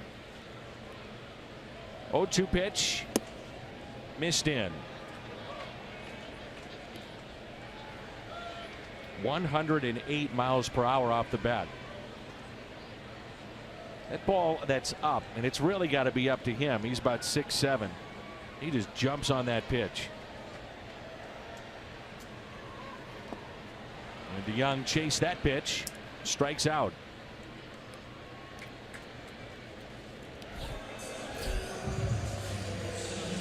Well, we got Billy Joel night here this evening, and coming up it'll be Beatles night at the ballpark August 23rd.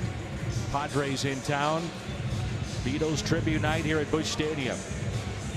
Get a Cardinals themed shirt with the Beatles on it. Get your tickets now at cardinals.com/theme. He took the country by storm.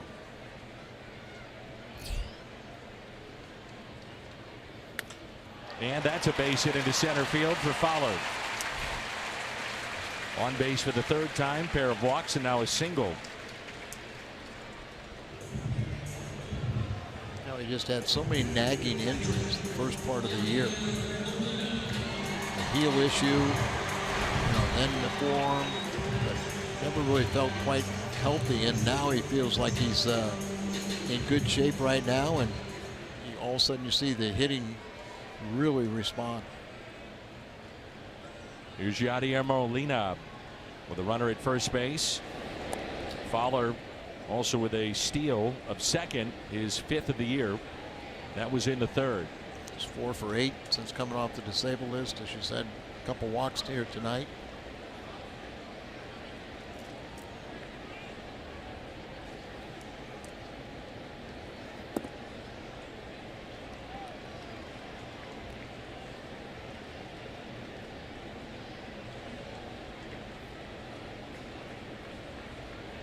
Might be playing into Yadi's hands when you leave the right side of the infield wide open.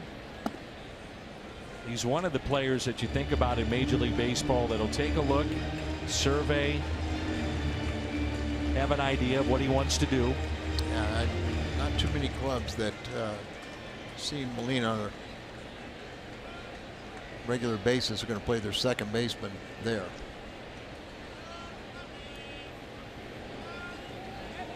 One thing he does do, he takes the ball up the middle a lot. You can understand that, but he's able to spray the ball too when he wants to.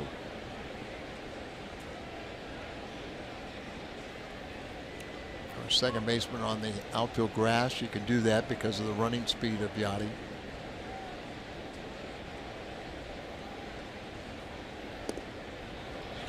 Don't worry about it now. Gets away. Fowler to second base. Now get the base hit and drive him in.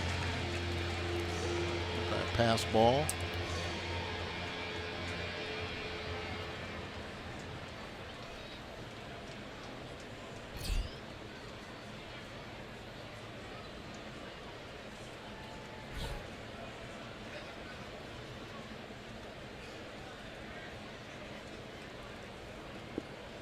First baseman Hosmer well off the line.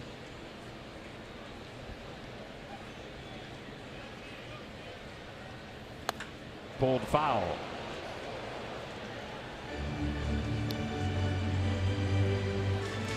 That's a new addition, Danny, the way the teams play the first baseman so far off the line. That makes a little more sense with the second baseman where he is. But when Hosmer was holding on the runner, he had a great deal of room on the right side.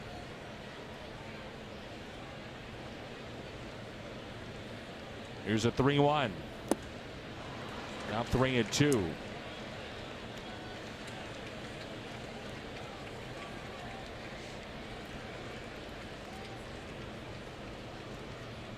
Molina has shown the power again this year. 13 home runs. 0 for 2 tonight. Fly to center. Flied out to left. Cardinals with a 4-3 lead here in the bottom of the 4th.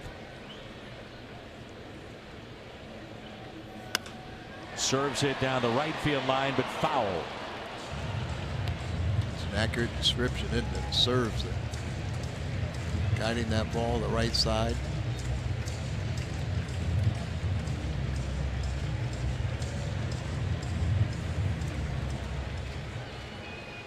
Wrap up the series tomorrow. If you have a ticket, reminder that it's an early start time. First pitch at 6:15. And then Atlanta over the weekend at 3-2.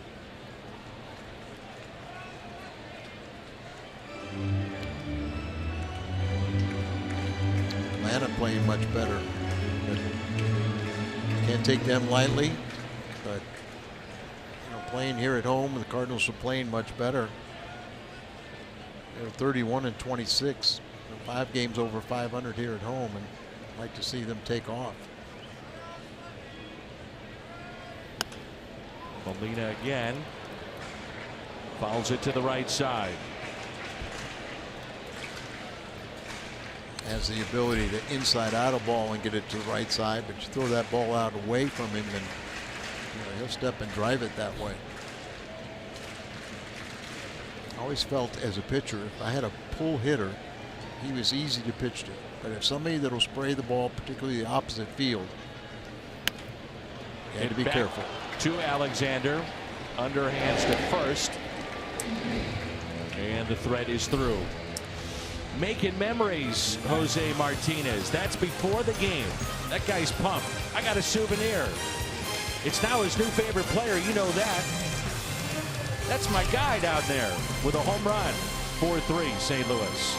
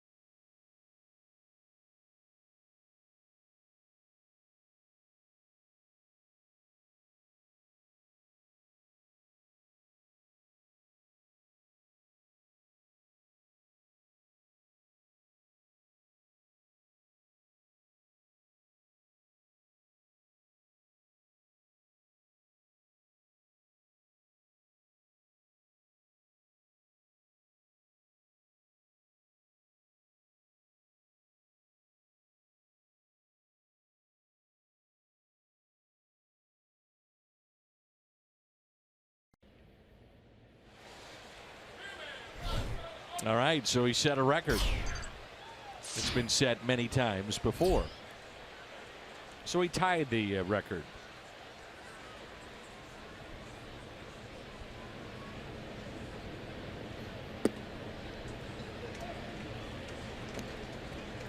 Top of the hat there of Dexter Fowler, Rip Baylor. Rest in peace, Don Baylor. Slap the other way and a base hit. You mentioned earlier, loves going the other way. Leadoff hit for Eric Hosmer. Don Baylor was his first big league hitting coach, and really took him under his wing, took him all over the place, kind of taught him how to be a big leaguer, but really worked hard, making that conversion to a switch hitter, helping him run the left side.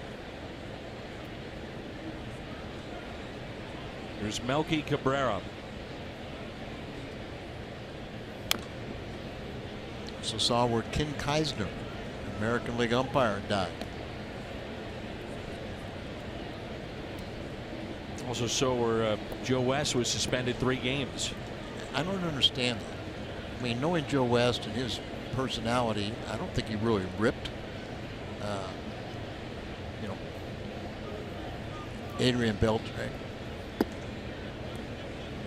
He was asked, and you know, who's the whiniest or who has the biggest problem, and oh, Adrian Beltre. You know, he's a great ball player, but you know, he'd make a horrible umpire. Beltre, by the way, did not agree with this suspension either. Yeah, I mean, what's wrong with that? You know, it's like you're putting down a player. 1 ball and 2 strikes.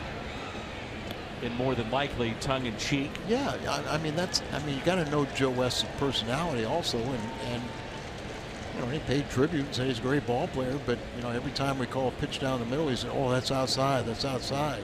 You know, and whoa. Here's a 1-2, and a high fly ball lifted into deep right. Good check back, and it's gone. Melky Cabrera with home run number 15. And the Royals go back on top. It's now 5-4 Kansas City. 12th home run at home allowed by Mike Leake. You know, Dan, there are very few position players that moved the trade deadline, and the best was Melky Cabrera. But, you know, the Cardinals, everybody was saying we need to get a big middle of the order bat. Well, they just weren't available. As Cabrera moved, J.D. Martinez with Arizona. Yeah, I mean, they were the two biggest ones, and that's a base hit into center field.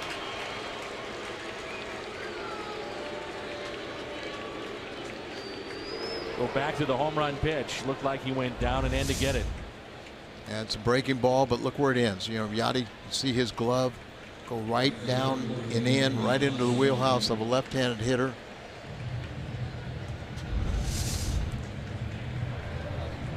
Cabrera's second stint with Kansas City, so he was familiar with them, and they were familiar with him. They know he's a good ball player. One of the big names that was talked about to be potentially moved at the deadline, Jay Bruce. And it's not to say that moves can't happen now. The waiver wire and reports indicate that the Indians are close to acquiring the former Red and now current Met. For how long? Maybe within hours we'll know for sure if it's official. It tells the story right there. Of course, he's not getting a lot of run support, but he's gotten 4 runs in this ball game. Matt Bowman getting ready and quickly.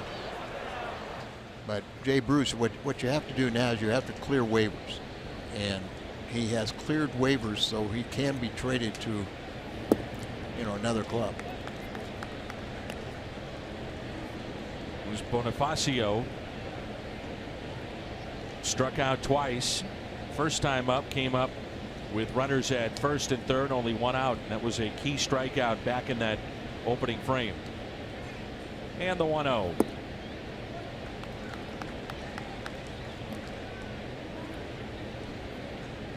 He's 4 for his last 30 with 16 strikeouts. You can see the facial resemblance to his brother.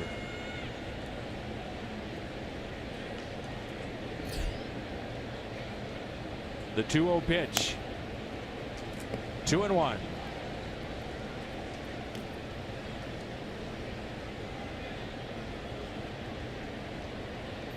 Indians would make that move. Michael Brantley, who's dealt with a lot of injuries last couple of years, apparently has suffered an ankle injury, so Jay Bruce would make sense. But the Cardinals got Woody Williams after the trade deadline. Big deal for the Cardinals. Just, I mean, they just are not, you know.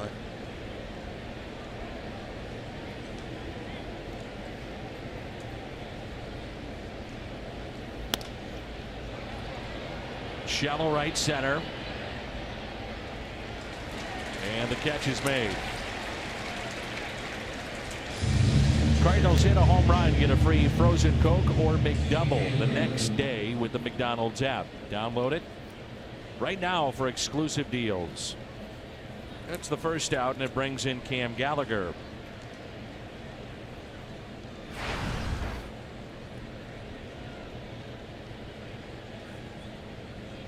Cardinals are 4 spots away from Mike Leake in the lineup. Pitch count at 85 now. Get him through this inning, and that might be it. And Mike Leake is just dominated 6 through 9 in the order. They are 0 for the game, 0 for 9, but he's given up 11 hits to the first 5 batters. Here's a 1-0. Ground ball. DeYoung out there. The turn. Double play. 6-4-3 on the double play. First turn by the Cardinals tonight. We head to the bottom of 5. It's 5-4.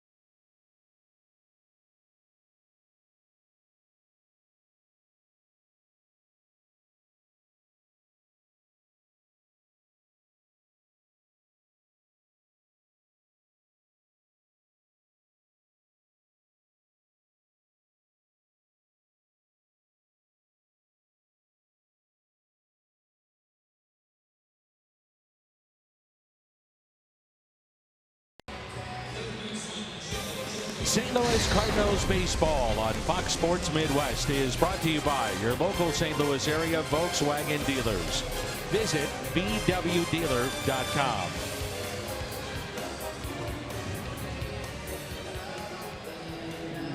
Jerko, Wong, Grichuk for the Cardinals.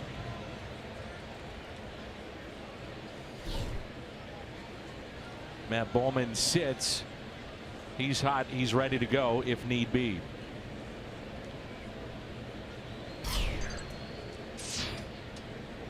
Jerko with an RBI base hit. Looks at a strike. Baseball world and the Royals lost Yordano Ventura in a car accident in the Dominican. On the right sleeve for the Royals, it's ace 30. He's very close with Oscar Taveras and with Carlos Martinez. There it is. Devastating loss to their franchise. Here's a 1-1 pitch to Jed Jerko. Ground ball that is foul.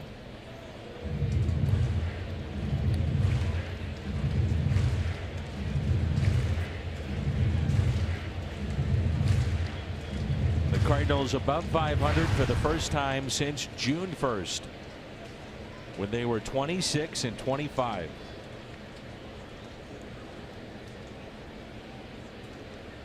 Here's a 1-2 pitch. A little bit low. 2-2. Just got to get a few games over 500, so where you lose one, you're still above it. And a lot of people believe this team will take off now that they're over 500.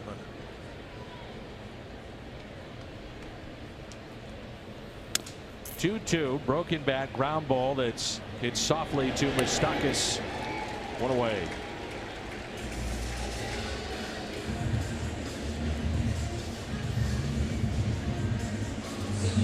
One out. The batter is Colton Wong. Alexander came in with one out, runners at first and second. Back in the third inning in relief of Cahill. Gave up an infield hit with the bases loaded, leak up, got an inning-ending double play. Has given up a solo home run to Jose Martinez. That's been just about it. Wong trying to bunt his way on. There's strike one. Brandon Maurer, another one of the pitchers acquired from San Diego at the deadline. He's warming up in the bullpen.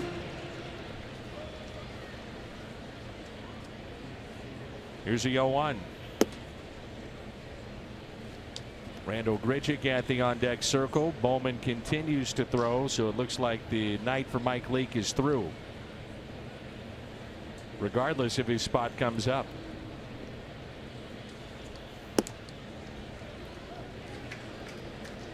One and two the count.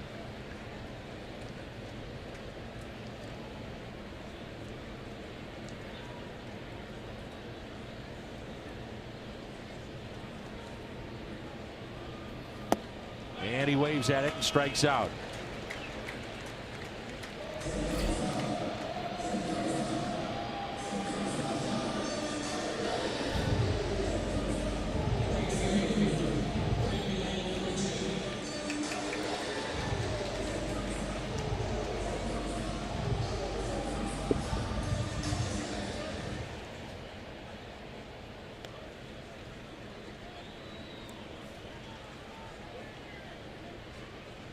Strikeout of Colton Wong, and here's Randall Grichuk. Grichuk with a high fly ball out to deep right. Bonifacio, just enough room. We're through 5. It's game 3. The Cards and the Royals. Kansas City on top.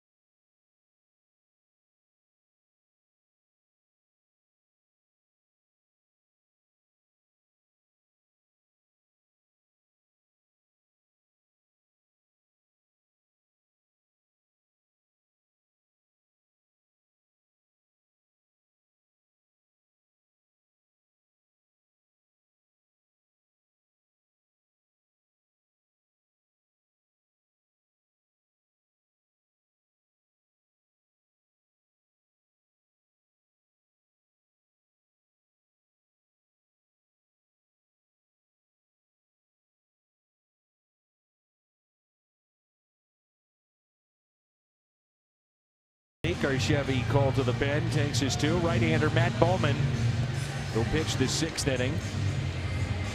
56th appearance for Bowman, 8, 9, and 1 in the lineup for Kansas City.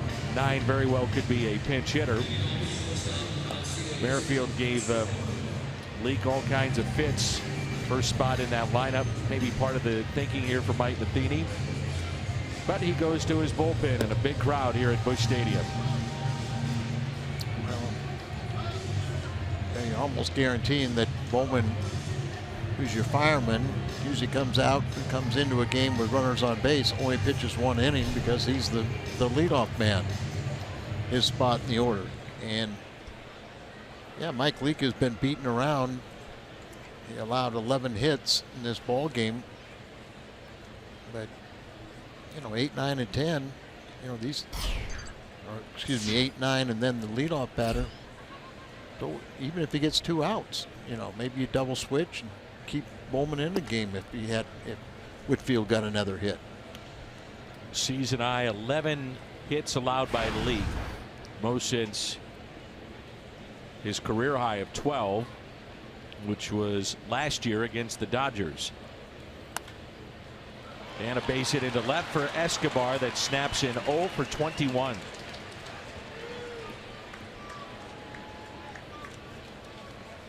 Well, prior to July 5th, Mike Leake did not have a start less than 5 innings, and only one that did not go 6. And now in his last 6 starts, it's been a struggle to get through 5.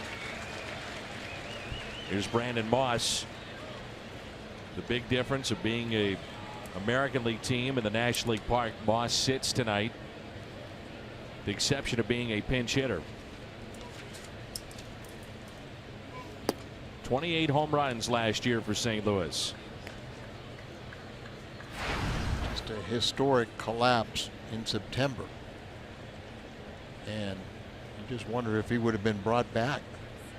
If he wouldn't have gone through that horrific ending to the season. Here's a 1-0 changeup.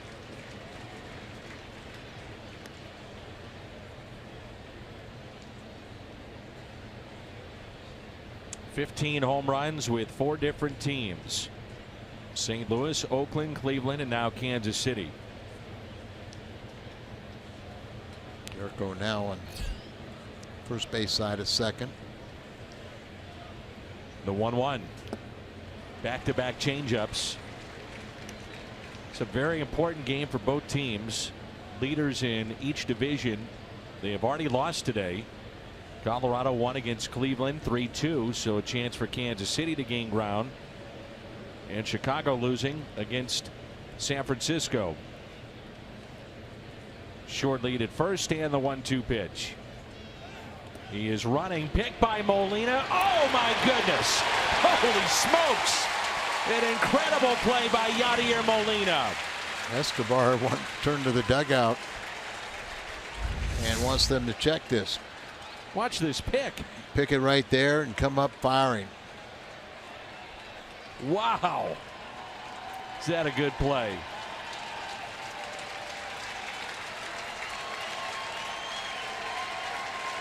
Then the presence of mind to go cover third in case the ball got away because of the shift. Kind of see what Escobar sees. That feels his leg gets in there ahead of the tag. I don't think it was going to work. Another changeup. The 2-2 pitch. Moss is swinging a miss and a strikeout after the base hit by Escobar. Race caught stealing. Strikeout of Brandon Moss, and quickly now 2 outs. You know your teammates. You kind of always think about what are you going to do if you have to face them. Well, they got a pretty good read. The changeup is the weapon they want to throw against Brandon Moss. I'm still marveling at that play by Molina to get himself with the momentum to turn, the soft hands, everything in one motion. It's as good as it gets. As good as it gets, but it's something we're accustomed to seeing. Look at the movement on that pitch. The Kia in the driver's seat, the Cardinals bullpen. Lowest ERA collectively since the All-Star break. Think about it, Danny. When we came out of spring training, we thought the bullpen was really going to be a strength. And it had its struggles. They lost 21 games this year, but now we're seeing the best of it. This is where a lot of teams falter too, depending on workload late in the season. You know, some roles have changed there, but everything right now is much better. Here's a 1-1. Good changeup.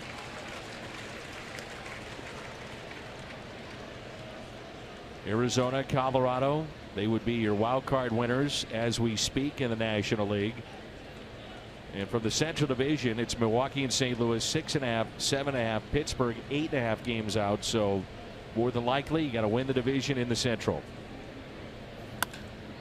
Liner into center field, and Fowler won't get there. Base hit. 4 for 4.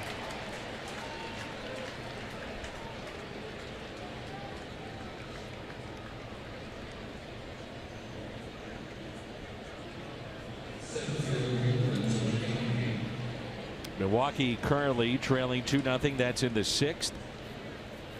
Pittsburgh trailing 10-0 in the 8th against Detroit.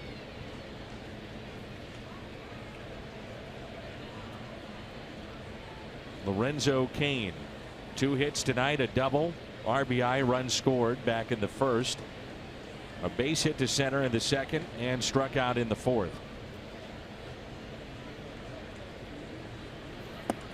Throw again by Molina, and save.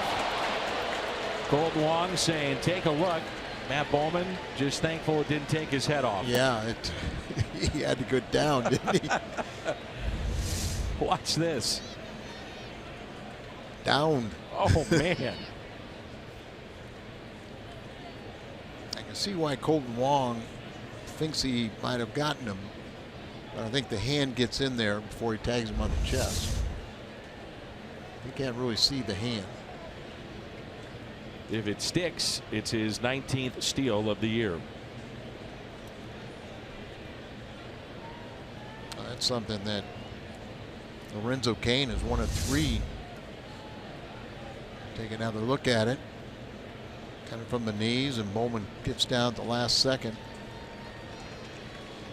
Apparently they're not going to challenge it. That's the 19th steal for him, and Lorenzo Cain is one of 3 players in all of baseball that have at least 10 home runs and 20 steals. And Whitfield's right on the tail with that one. Be all 4 in the American League. Here's a 1-0 pitch to Lorenzo Cain. 1 ball, 1 strike. Mentioned it earlier. You look at the numbers with Kansas City, not a typical American League team in terms of just how aggressive they are on the bases. They are last in walks, last in on base percentage, but will shatter their home run mark.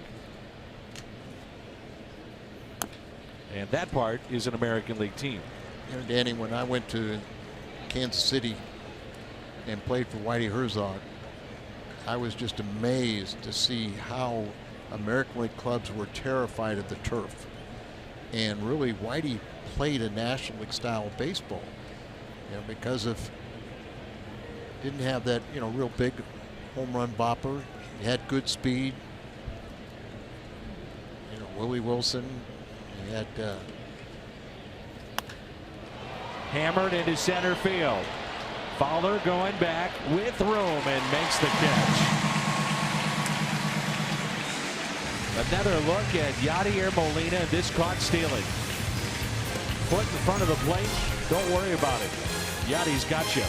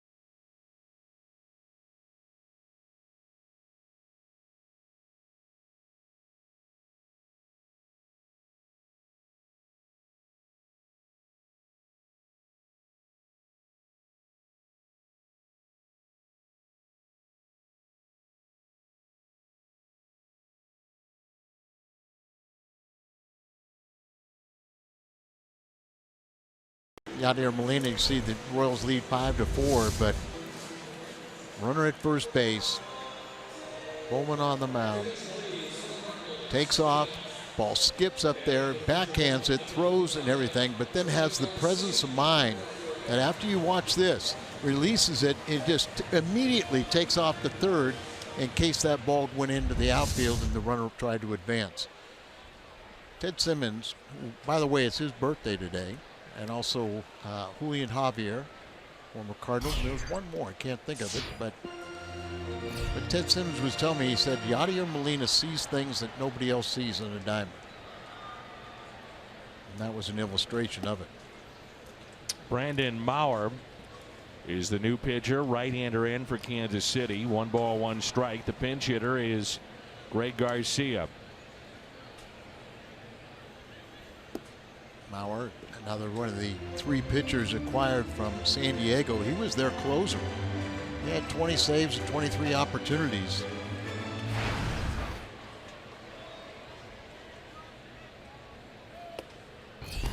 Tried to pull that back in the strike zone, and it's 2-2.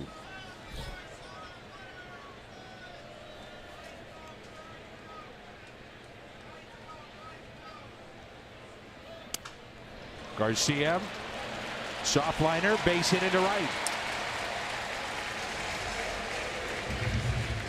6th and final Academy Sports and Outdoor Autograph Nights is Friday. 2 current players will sign autographs for fans 15 and under. That's in the Ford Plaza from 5:45 to 6:15. 2 former Cardinals will sign for fans of all ages from 6:15 to 7. For details, visit cardinals.com/promotions. Looked to be right off the end of the bat there. That's been good enough. And I mentioned that Maurer had 20 saves with San Diego this season, but with Kansas City, he's really struggled against left-handed batters. And now they are 8 for 19.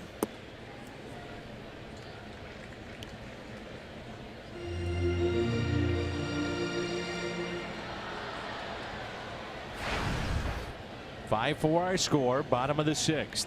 Very important game for both these teams.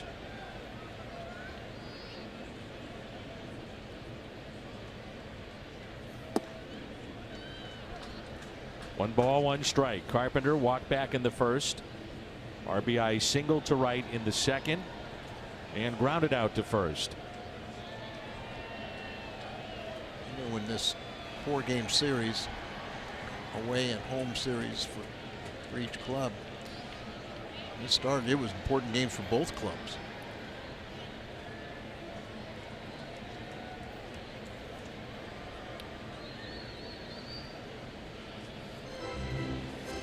Two and 1 the count. Carpenter leads the Cardinals 27 doubles, 44 extra base hits. Leads in runs, walks, and now RBI.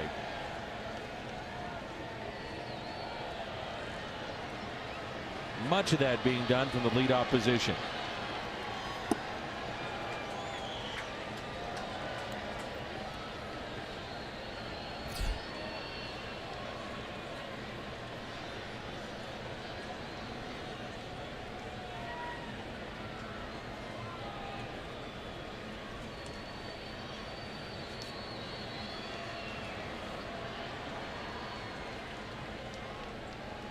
The 2-2 pitch. Spoiled by Carpenter.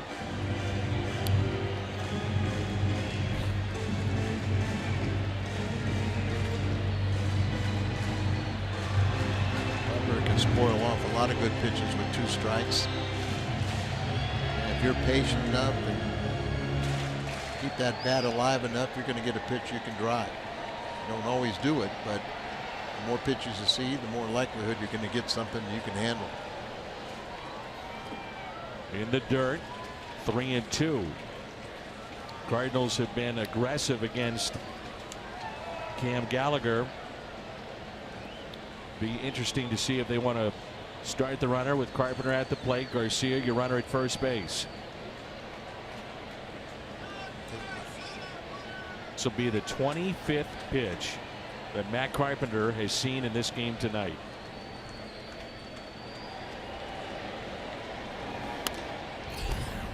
We'll see a 26th. Happy 16th birthday to Justin Peacock. Justin Peacock, happy 16th. Happy birthday to Matt Fry. 38 today.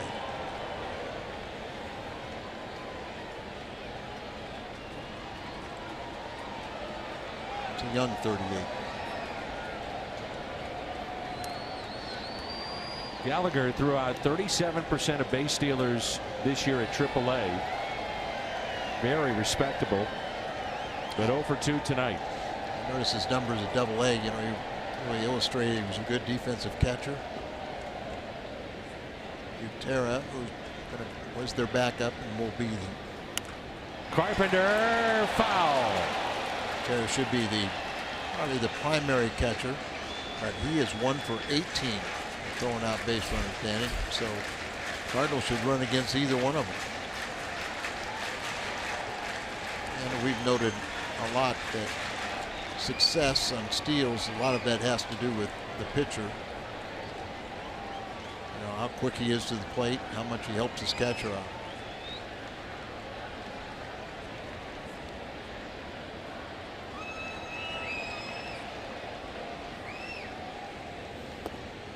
What an at bat again by Carpenter.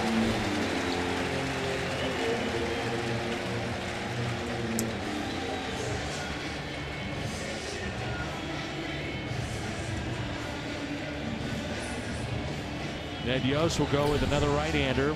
First 2 have reached here in the home half of the 6th. Peter Moylan, former Brave, coming on.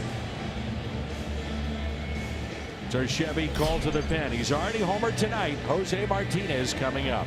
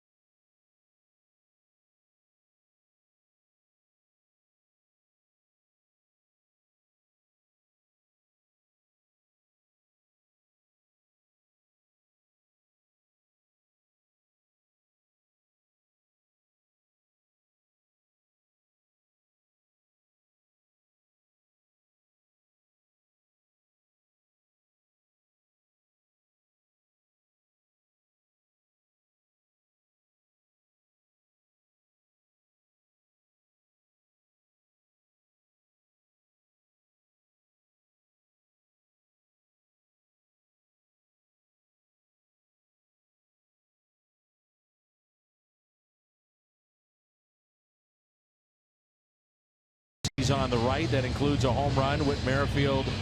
He's got 4 hits tonight. Couple of diving stops, more than likely to save 3 runs in this game. So those 2 have produced. Martinez DFA'd by Kansas City to make room for Merrifield. Kevin Strode watching tonight. Happy birthday to him. And also the other Cardinal you were thinking about, Mike Schilt, I believe. Third base coach. It's his birthday. Peter Moylan takes over, the right-hander for Kansas City. 55th appearance. Runners at first and second. Nobody out. The Cardinals have been out hit 13-8 in this game.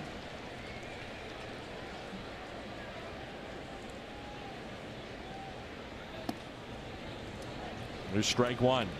Moylan from Australia throws down under. He leads the major leagues in inherited runners, 47 before tonight, and only 8 of which have scored. He's also tied for most appearances in the American League with Dan Jennings. Here's the 0-1 pitch. Martinez with a line drive into right field. Catch made. Garcia tagging up from second to third. Ball gets away. That allows Carpenter from first to second. The aggressiveness of Garcia paying off. Wrong throw from Bonifacio, but just a little bit wide, so the wide throw that allows Carpenter to get himself into scoring position. A gutsy move by Garcia, but he was going to be safe. Ball gets through Moustakas, but Garcia couldn't go anywhere. You're aggressive, you make things happen. That's right, Danny. Big at bat here for Paul DeYoung. Corners are in. Runners at second and third, 1 out. DeYoung has walked, grounded into a double play, and grounded out to short. Big gap in right center. And we talk so much about, you know, as a pitcher, your shoulder flying open. Or when here DeYoung has to make sure that he doesn't let his front shoulder fly open on this sidewinder.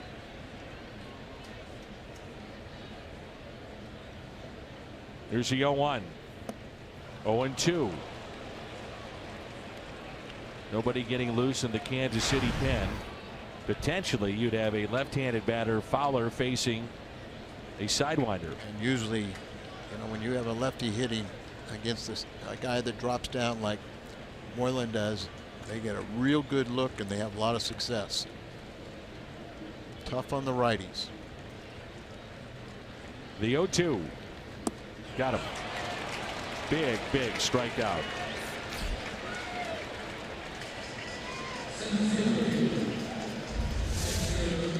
Drop down there, and then you see the breaking ball just spinning away, and that's what Paul DeYoung knows, that he has to correct that. He has to keep from chasing that ball outside. And because of what we're talking about, they'll intentionally pass Dexter Fowler and get a righty-righty matchup with Yadier Molina. The bases loaded.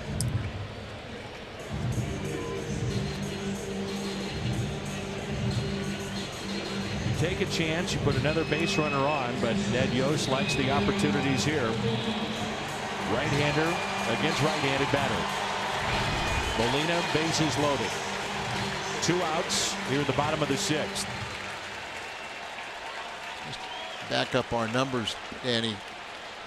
Moylan right-handers are only batting .165 against him. Lefties .393. Inside for ball 1. He's 2 for 5 against Moylan. I'm going to say, there's a squirrel. Our rally squirrel is back, Danny. That's a cat. Not a squirrel. That's a cat. Somewhere Tony La Russa is nodding in approval.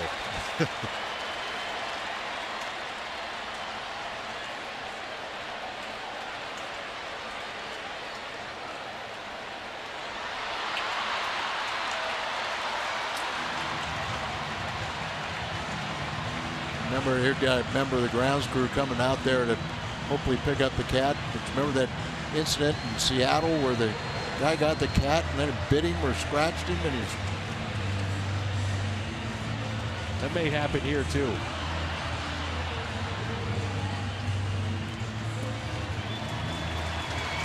There it is. Yep. Ow! Ow! Stop it! Oh yeah. He doesn't like that. Uh-oh. Uh-oh.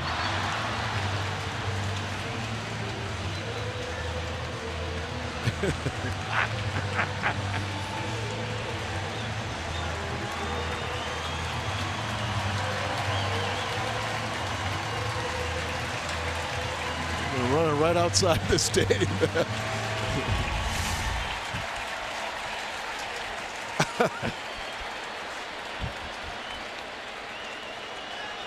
Look at those claws that are out.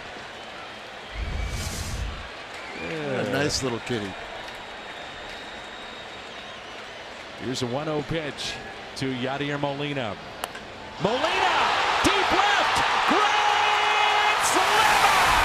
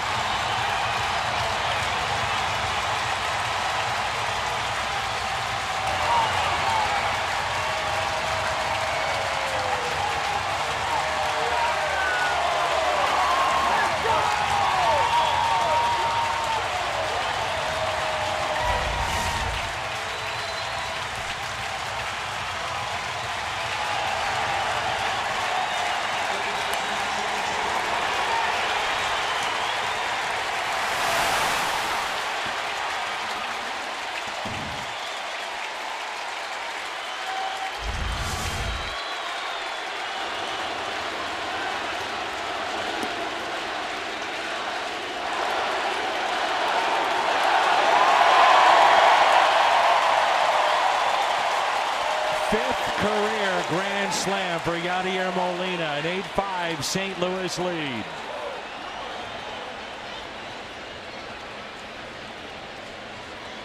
Yadi with a little experience facing a guy like Moylan, and also he didn't get the ball where he wanted it to be. Left it in the middle of the plate, and Yadi did the rest.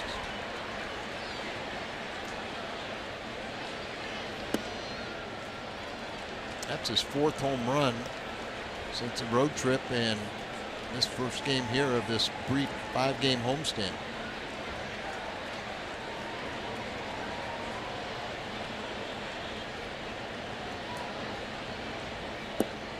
Just missed, low and away.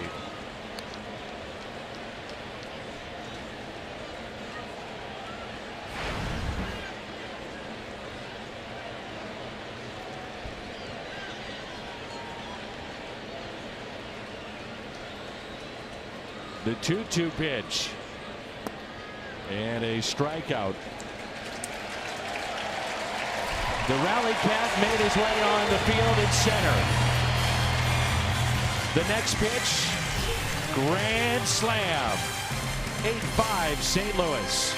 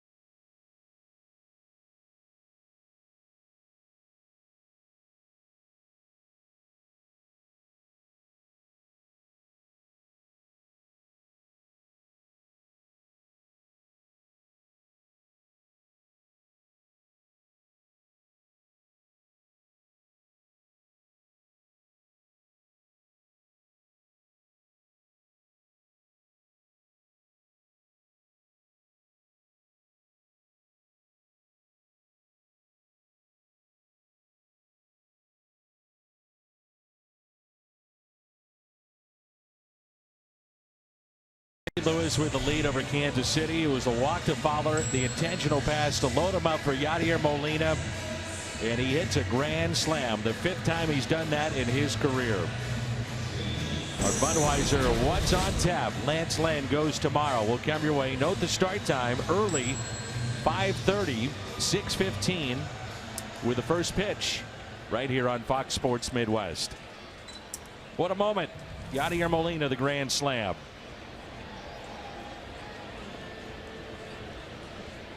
Zach Duke will come in here. Miraculously, the way he's recovered from Tommy John surgery in almost record time. And a pitch in the dirt, and we're underway here in inning number 7. Cardinals trying to squeeze 12 outs out of their bullpen.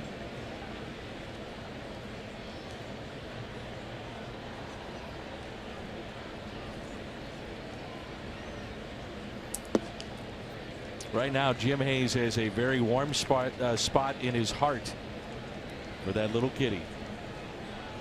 Oh, I didn't even think of that. Jimmy the Cat Hayes. Here's a 1-1 pitch, and it's line foul. Eric Hosmer at the plate. 105 miles an hour off the bat of Molina. Moylan has not taken a loss in 152 appearances. That's the longest streak in the American League. Second longest in Major League Baseball, behind a former Cardinal, now with the Atlanta Braves, Sam Freeman. Chop to the right side. That'll roll fair, and it's stepped on the bag by Matt Carpenter for the out. Zach pitched a good clean inning yesterday.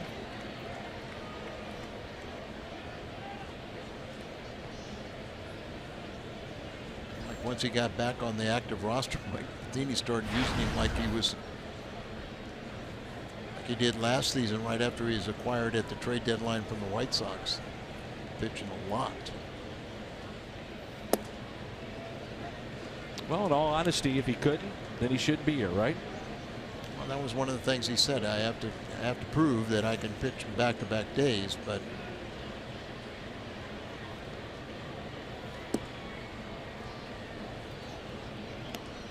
one ball and one strike. Melky Cabrera with a home run. He's driven in 3 tonight. 2-run shot back in inning number 5. Pitch that's up. He did go, and it's 1-2. It's his 7th appearance, and 5 of the first 6 appearances since coming off the DL were all scoreless.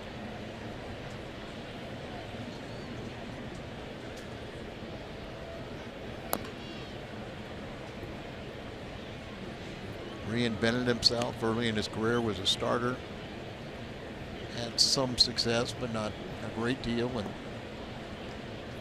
pitching with Cincinnati in their AAA and learned how to throw down on the side or sidearm. Little ground ball that's hit to Colton Wong, and he makes the play.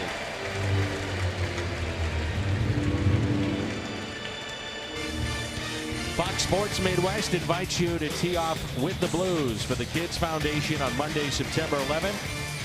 Alongside Blues players, coaches, alumni, and executives. Foursomes on sale now. Visit stlouisblues.com/golf classic for more information.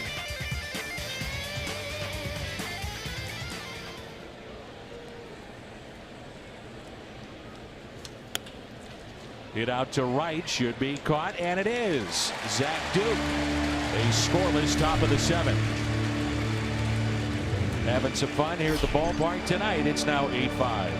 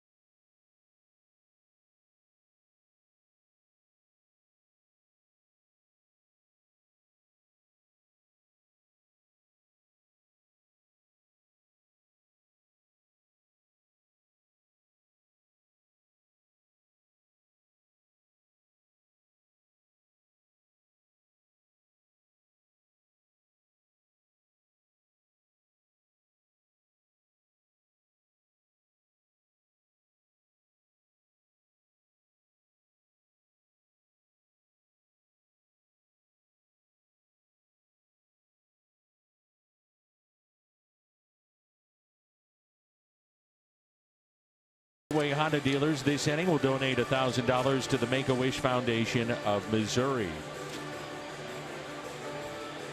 Cardinals have scored 6, so you know what that means. You can score any size coffee, fountain, frozen drink for just 50 cents at On the Run. And when hunger strikes, try the new fresh snacks and sandwiches from On the Way Cafe. Available at your nearest On the Run. You earned it.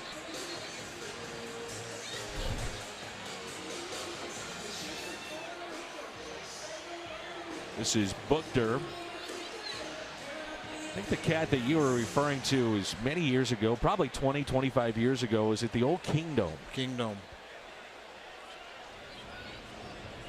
As I remember those domes, when particularly the Astrodome, they used to have some cats down in the bowels of that one that you didn't want to mess with. Actually, those were just enormous rats. Well, bet they had those too.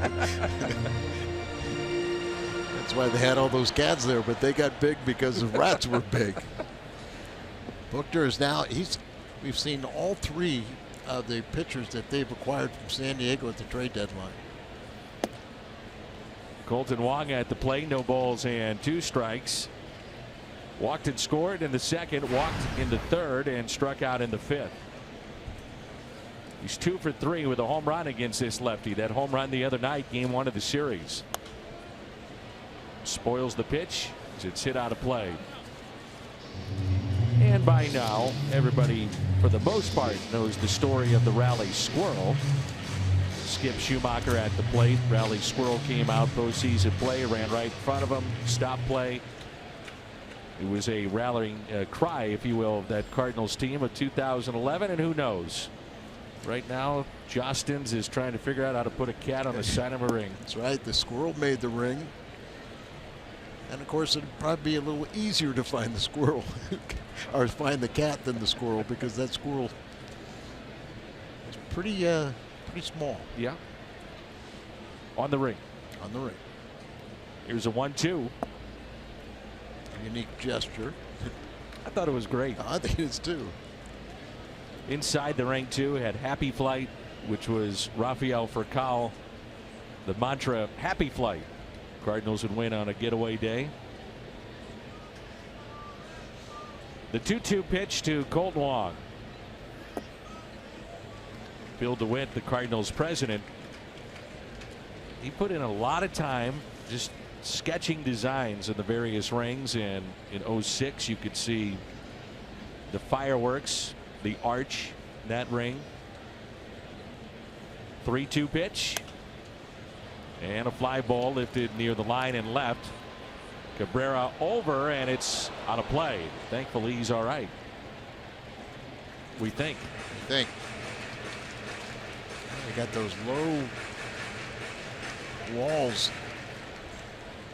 You know, if a guy runs straight on, he's going to flip right over it. But here you see he's kind of fighting the wall, misses the ball, but it's right there. Got a gate. That's kind of messed him up.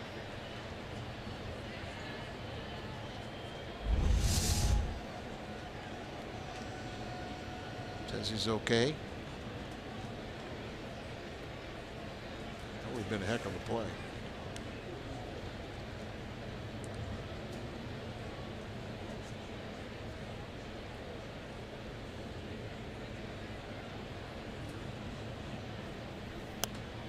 Fouled back. Looked a really short arm ball. A little deceptive, but he's allowed runs in 3 of the 5 outings he's had with San Diego. Excuse me, from San Diego to Kansas City with a 6.75 ERA.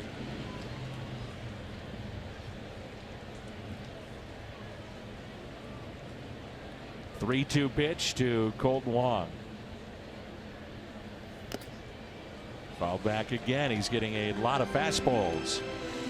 You can see, as I say, most left-handers are going to throw across their body. When you see that center field shot, you can just see how he, instead of stepping directly towards home plate, he'll step right towards the hitter. Fastball.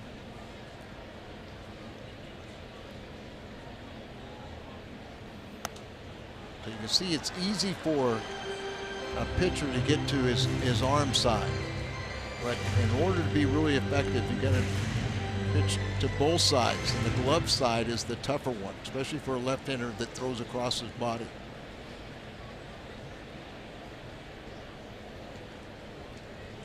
Fastball. Want it down. And a base hit by Colton Wong. The 8th fastball in a row, lefty on lefty. You don't see that out of a reliever very often.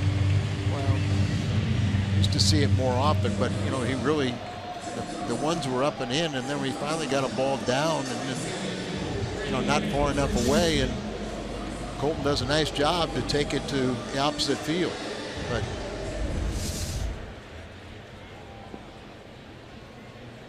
you know, we showed a graphic Monday night that Colton's actually hitting left-handers better than he is right-handers. Here's Randall Grichuk with a runner at first base. 10th hit for the Cardinals. And the Cardinals are just 2 runs away from another 10 spot. That'd be 4 days in a row and a career franchise high. Never done that.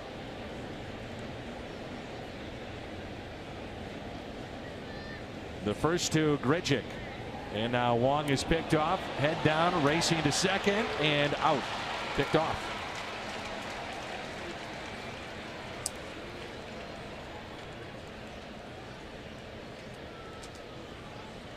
You know, you just assume, you know, once you're picked off like that, just run as hard as you can and hope they mess up the throws.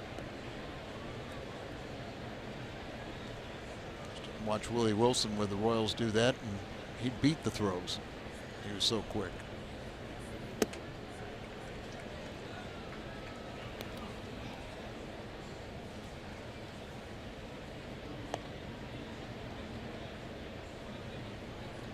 You know, you may recall that the Animal Rescue Foundation, ARF, started by Tony La Russa,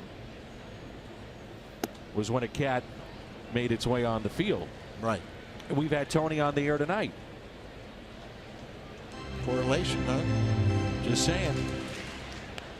So is Tony going to be in the ring too?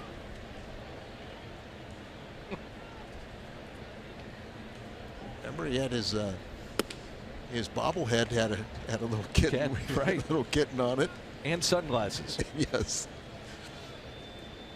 And they gave it away at night. Here's a 1-2 pitch to Grichuk. Fouled back.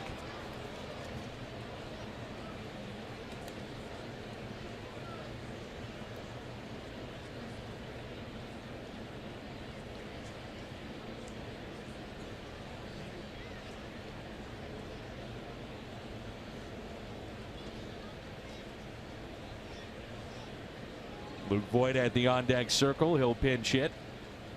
And the 1-2 in the dirt. 2 balls and 2 strikes.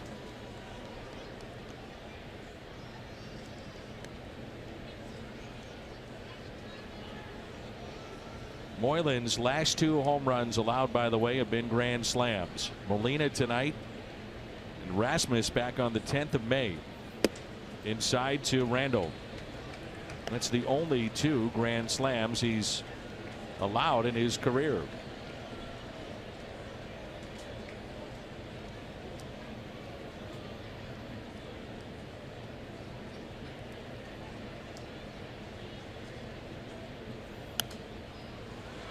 Fouled back just to the right of us and below our broadcast booth here at Busch Stadium. That was probably about the closest we've seen to one going into a booth, right? I would say so. So get ready to save me for I will. Umpteenth time. So many times over the years. 3-2. Grichuk yanks it down the left field line.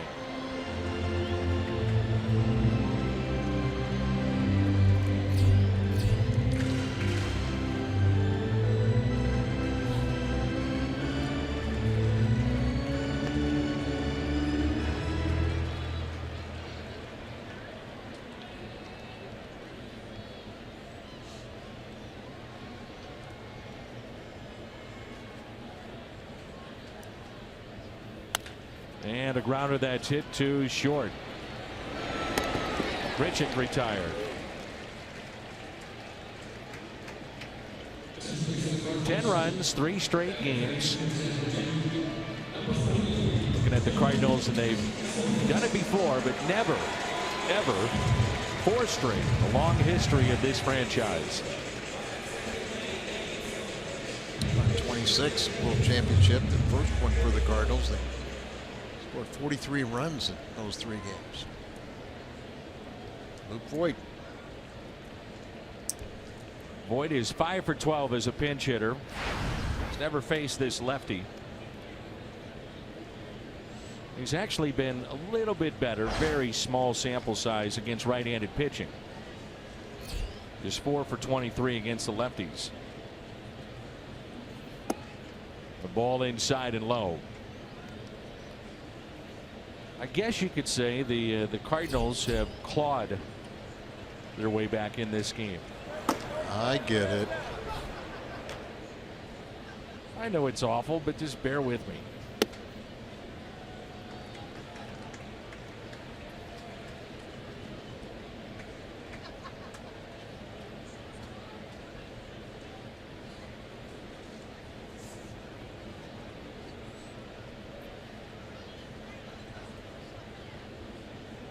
Here's a 2-0 pitch, and Voit skies one into center. And we head to the 8th. Seung-Hwan Oh. Eugene watching intently. He's ready. It's fade 5.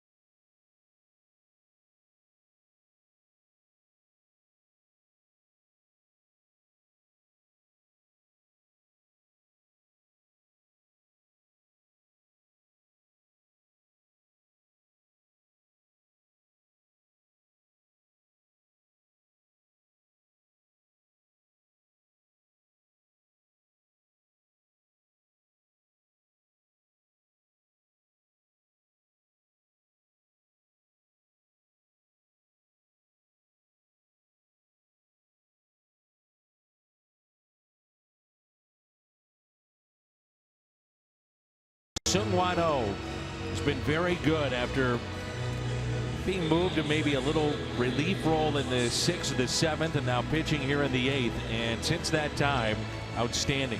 Has not been scored upon.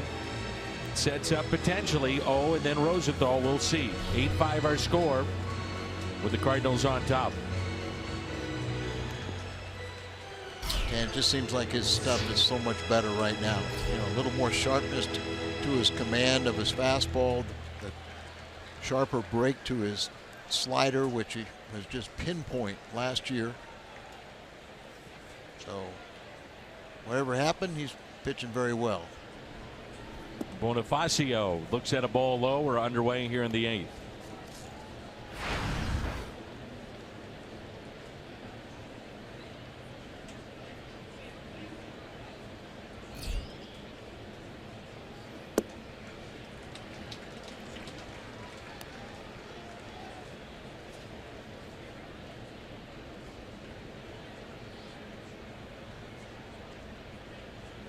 They get a good look at that slider. Here's a 1-1. And it's hit out of play. Slider a little bit better, mixing in that changeup, but really spotting the fastball.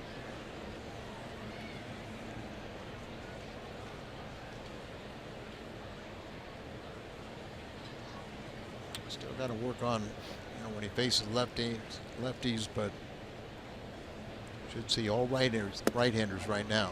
The strikeout to start the 8th.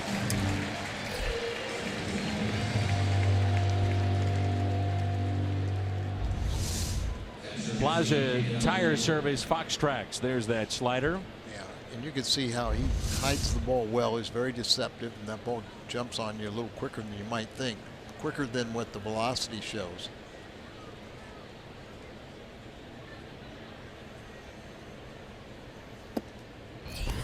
And a strike to Cam Gallagher.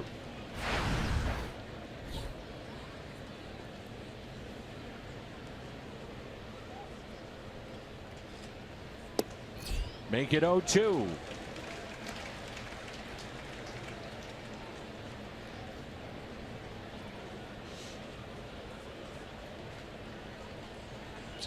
Wants to bounce it out there. Gets him to reach. Popped into shallow left. That's Tommy Pham. And he makes the catch. StubHub is your ticket out to once-in-a-lifetime experiences. Cardinal games to amazing concerts to shows you just don't want to miss. StubHub connects you with the world of live. StubHub, your ticket out. StubHub, the official fan-to-fan ticket marketplace of your St. Louis Cardinals.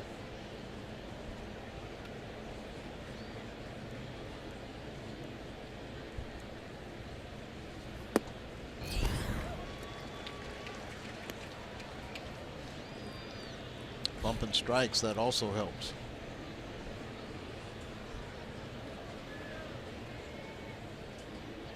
Here's a 0-1 pitch.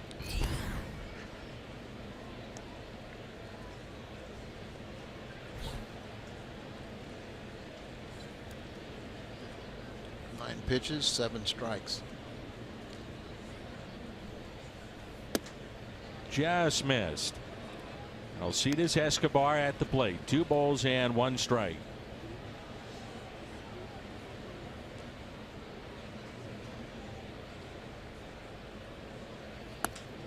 And a base hit over to Young and into left field. So Escobar on base for the 2nd time tonight. 2 for 4. The lefty coming up here. And it's Gordon. Alex Gordon, who's, boy, it's been a hard fall to see where he's at. Such a good player for so many years, especially defensively, but now hitting just 197. He's in the middle of a long-term contract, pays him a bunch of money. Now, he's struggling. However, you could also say Seung-Hwan Oh has struggled all year against left-handers to the tune of a .352 average, and he's allowed 7 home runs to left-handed batters. And kind of give the idea they were just stalling to give Lyons enough time to be ready to face Gordon, and that's what the move will be.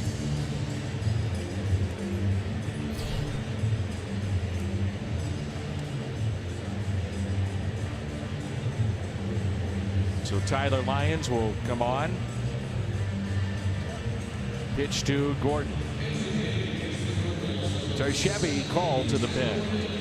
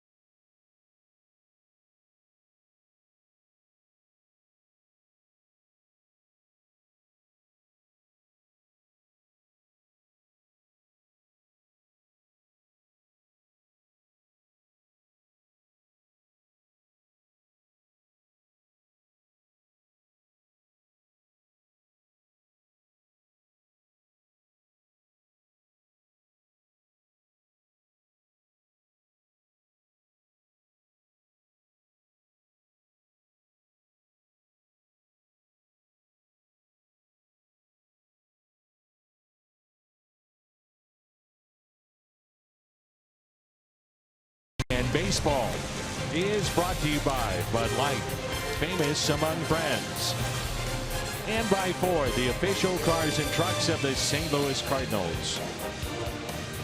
Last time we saw Tyler Lyons, he was nasty in Cincinnati. 1 inning, punched out all 3 batters he faced, including Joey Votto looking. Look at the difference. Lefties and righties, no big difference about where they hit. as he has devastating breaking pitches that really make him truly a very effective weapon. And you talk about the numbers for Gordon this year. He only batted .220 a year ago, but a great defensive left fielder. Gordon against Lions in his career. 1 for 6 with a home run. Good breaking ball. Look at the averages by year.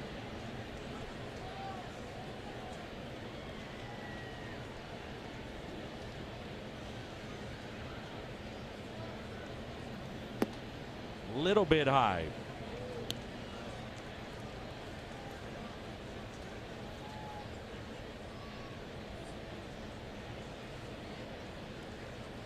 And 1 hit, a home run.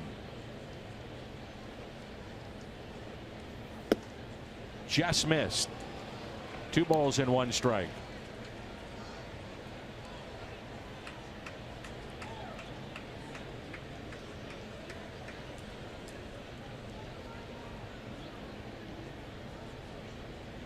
Here's a 2-1. And Gordon hits a fly ball into center. Fowler, he's got it. Sends us to the bottom of the 8th. How about these Cardinals? It's 8-5 St. Louis.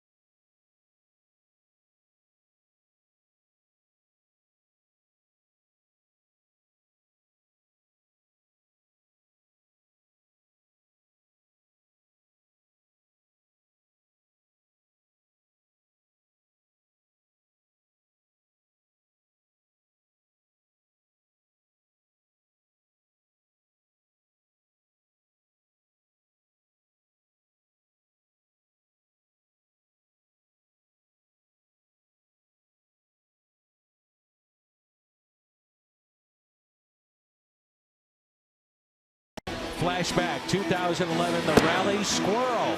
Game 4 of the Division Series of 2011.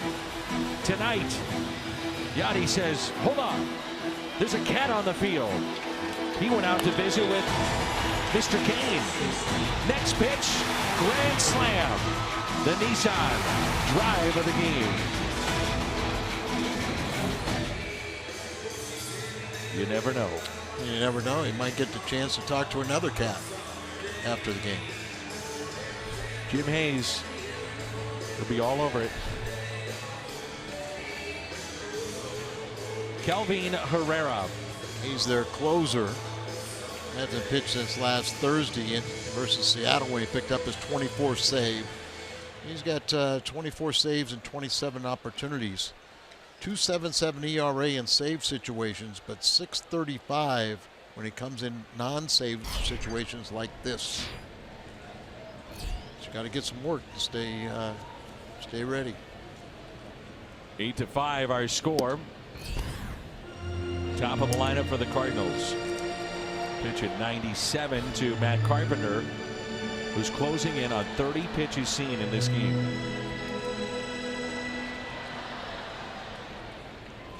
Fastball averages around 98 miles per hour. Slider 88. Mixes in a changeup.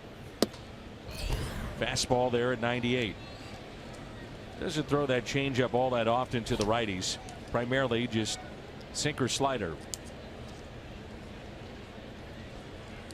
Usually you use that changeup against left-handed batters. And kind of replaces the slider. And is so effective when he's facing the righties. It's 5'10", 200 pounds. He looks shorter than that.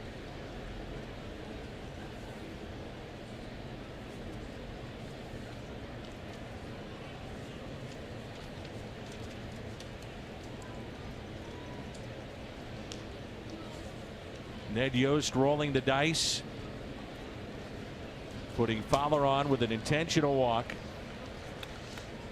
That would load the bases for Yadier Molina. And the grand slam back in the 6th inning. Made perfect sense. Sure. Moylan, a sidearmer, really has trouble with left-handed batters, and so potentially walk them. You can have a strategy that makes perfect sense. It just backfires on you. Doesn't mean it's wrong. 2-2. The Cubs have lost earlier today. Cardinals with a win would be a game and a half out. And a strikeout of Matt Carpenter. This copyrighted telecast is presented by the authority of the St. Louis Cardinals and may not be reproduced or retransmitted in any form, and the accounts and descriptions of this game may not be disseminated without the express written consent of the St. Louis Cardinals. They're in the top of the 9th inning at Milwaukee. Minnesota's got a 4-0 lead and threatening. Here's Tommy Pham, first plate appearance. Molina's 5th grand slam. He's now tied for 8th in Cardinals history. Jim Edmonds, Keith Hernandez, Ray Langford, Tim McCarver, Mark McGuire, Fernando Tatis. Base hit for Pham. Into the gap in right center and all the way to the wall. Tommy digging for 2. We'll stop there. He told Jim Hayes that he knew he had a little mechanical issue. He said, I'm aware of it. I'll be in this game at some point and I'll have it rectified. I think that swing just showed us.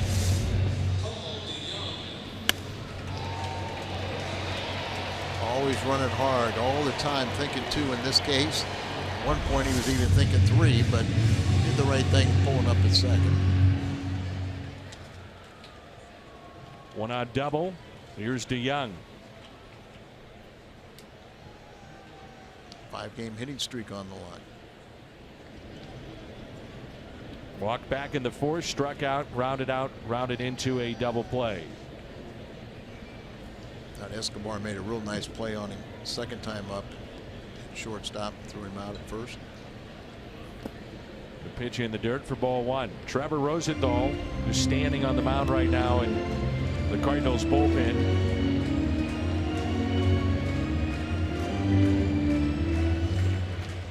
Well, you hope that Mike Matheny and Derek Lilliquist went to Duke and said, look, don't shut it off, because if we score here, you may go back out there and not burn Rosenthal in a non-save situation. Or Lions, I mean.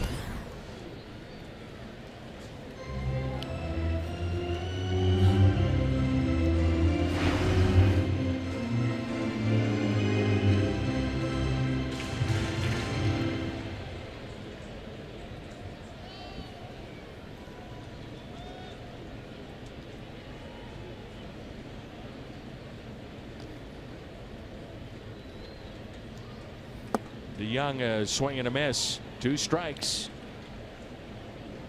1-2. Hang a slider to him. Misplace a fastball in the inner part of the plate.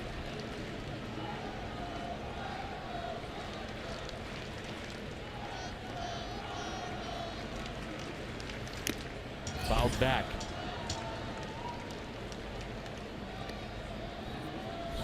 What's in the tank? Phillips 66.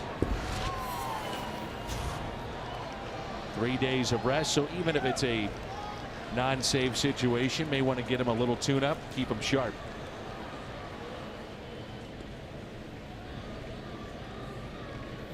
Runner goes, and it's a foul ball. Pam would have had that stolen. And today, just about every bullpen's got to have 8 relievers. I just find it very difficult to keep 8 guys sharp.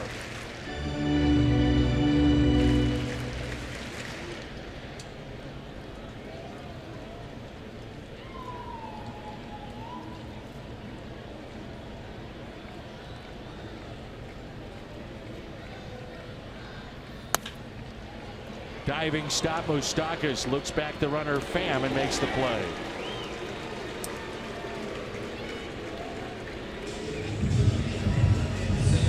Moustakas pretty good defensively. Good player. Good player. Like you said, 32 home runs, but anything where he can reach it, it's an out.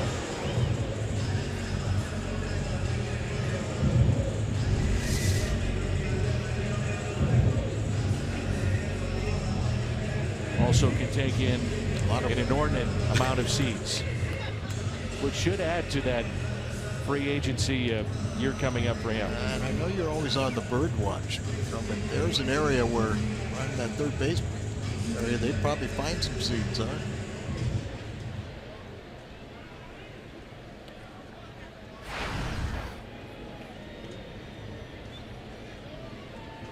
There's Dexter Fowler. You know, he's hit triples, doubles, singles since he's come back. He hadn't hit a home run.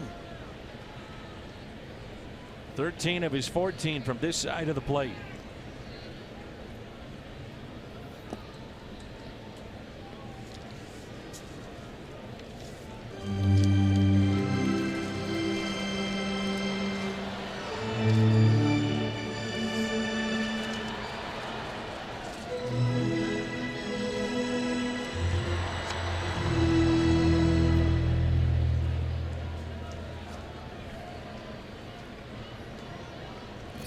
Here's a 1-0.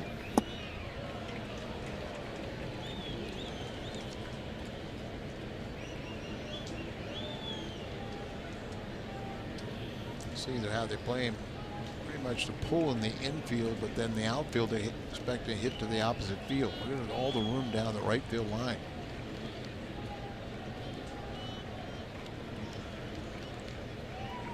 One ball and one strike. I don't think that they're going to pitch him away and expect he'd roll over on a ground ball, but take it away and they play him away in the outfield.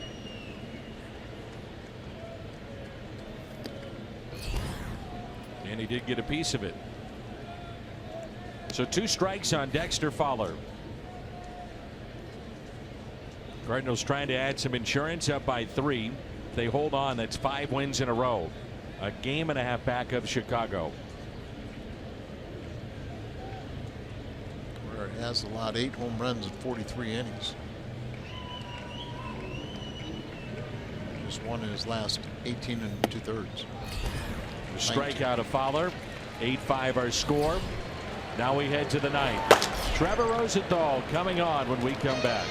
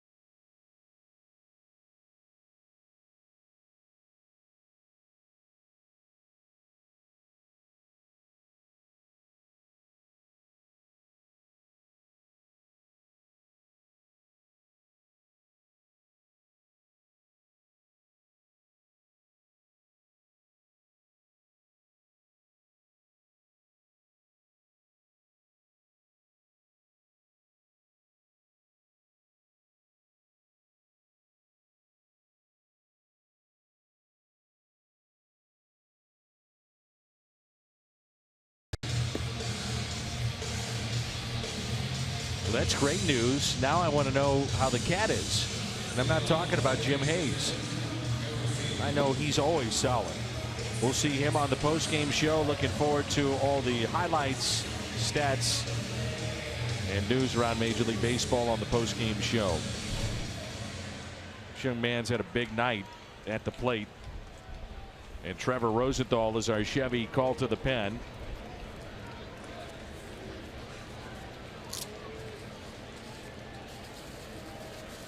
Righty's only hitting 173 against him. The top of the lineup, Merrifield, Kane, and Hosmer. Fastball and a strike.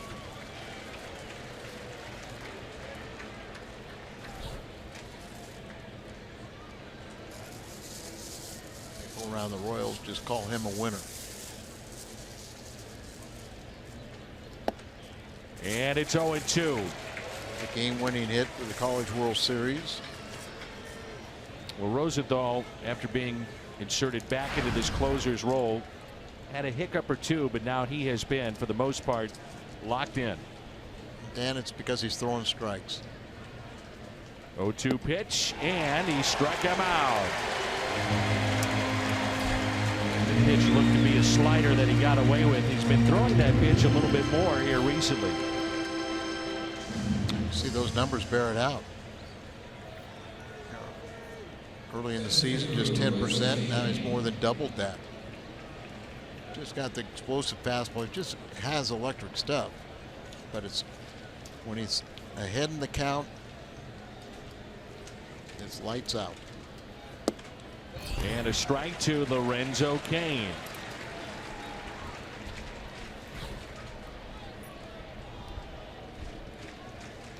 The 0-1 pitch to Cain. Trevor Rosenthal out of Lee's Summit. Not too far away from Kansas City.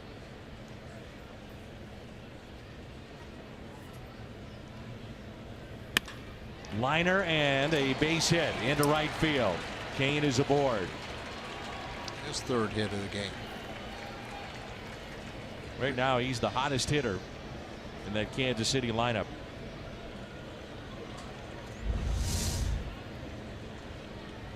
That slider, but it stays up and everything, and so fine to be out there. Even better if it's further away and now it's out of the strike zone, but it's got to be down, and then it really has that bite.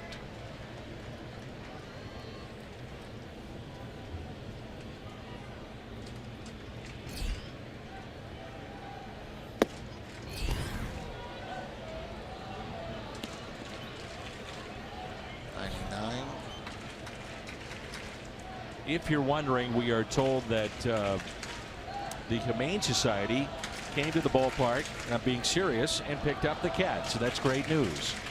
I would say the Cardinals adopt that cat. Maybe Tony's already put a bid in. Here's a 1-0, and it's 1 ball and 1 strike. I'm sure somebody at Cardinal Nation will do that.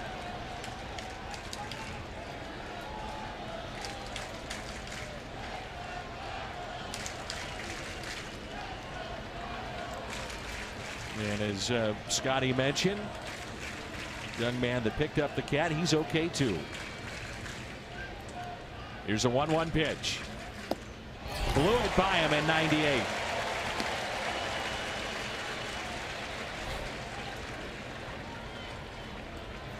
Makes him so tough is that you can't just go really looking for one pitch. Yes, you have to guard against the fastball and should lick there, but he's got such good secondary pitches, including the changeup, and that's what Yachty just called.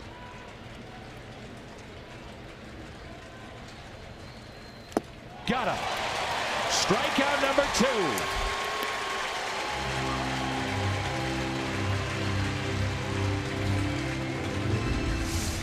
Changeup. Boy, the follow through right there. Just sell it as the ball is down, but it's moving down and away. Perfect location.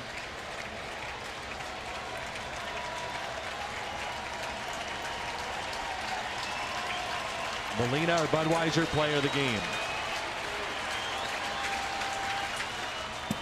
Wild pitch. Kane was running. That ball goes all the way back into the playing field into Trevor Rosenthal. Royals had a lead of 3-0 way back when. This would be the 8th time this year they've had a 3-run lead and lost if it holds. One of the things you have to learn to do is you can't get that final out. You got to let it happen. Kind of rush right there through the ball and, you know, inside, got away. Wild pitch.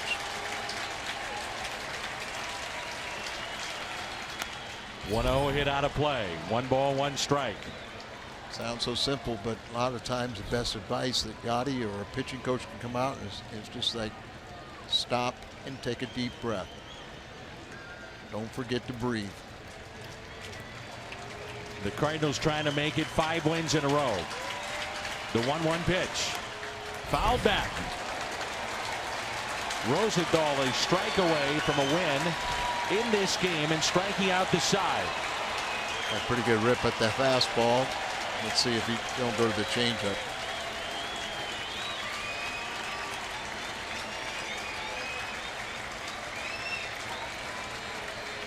Here's a 1-2. Hit out of play. Another fastball.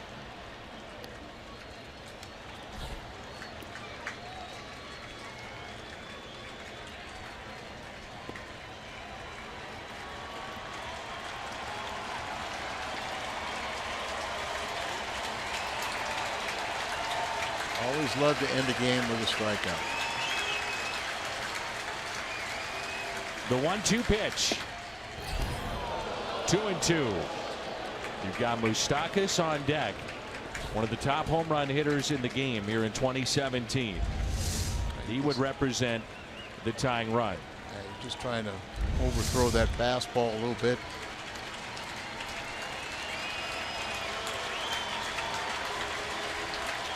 The 2-2. Finally change up, but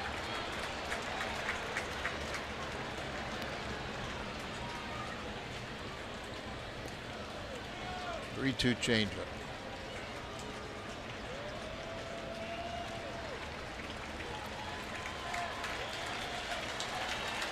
He's got to look fastball. 3-2 pitch. Ground ball. Right side. Diving step by Wong. 5 in a row for the Cardinals. 5 in a row. And there's a new hero in town. The Rally Cat. The Cardinals win it 8-5. You said, Dan, 5 in a row. The Cardinals pick up another game on Chicago. Maybe a game on Milwaukee. There you see right there, but Cardinals 1.5 out. Who would have thunk it, just being 2 games over 500? So it's going to be this team right now. They've been saying all along they got a push in them, and they haven't had it this year. Well, they're starting to show it now. The Cardinals now a game and a half back. Starting to get fun, isn't it? Martinez made a new fan. Then he homered for him. The Rally Cat. 1 pitch later. Grand slam. Having some fun tonight. 5 in a row. 8-5 the final.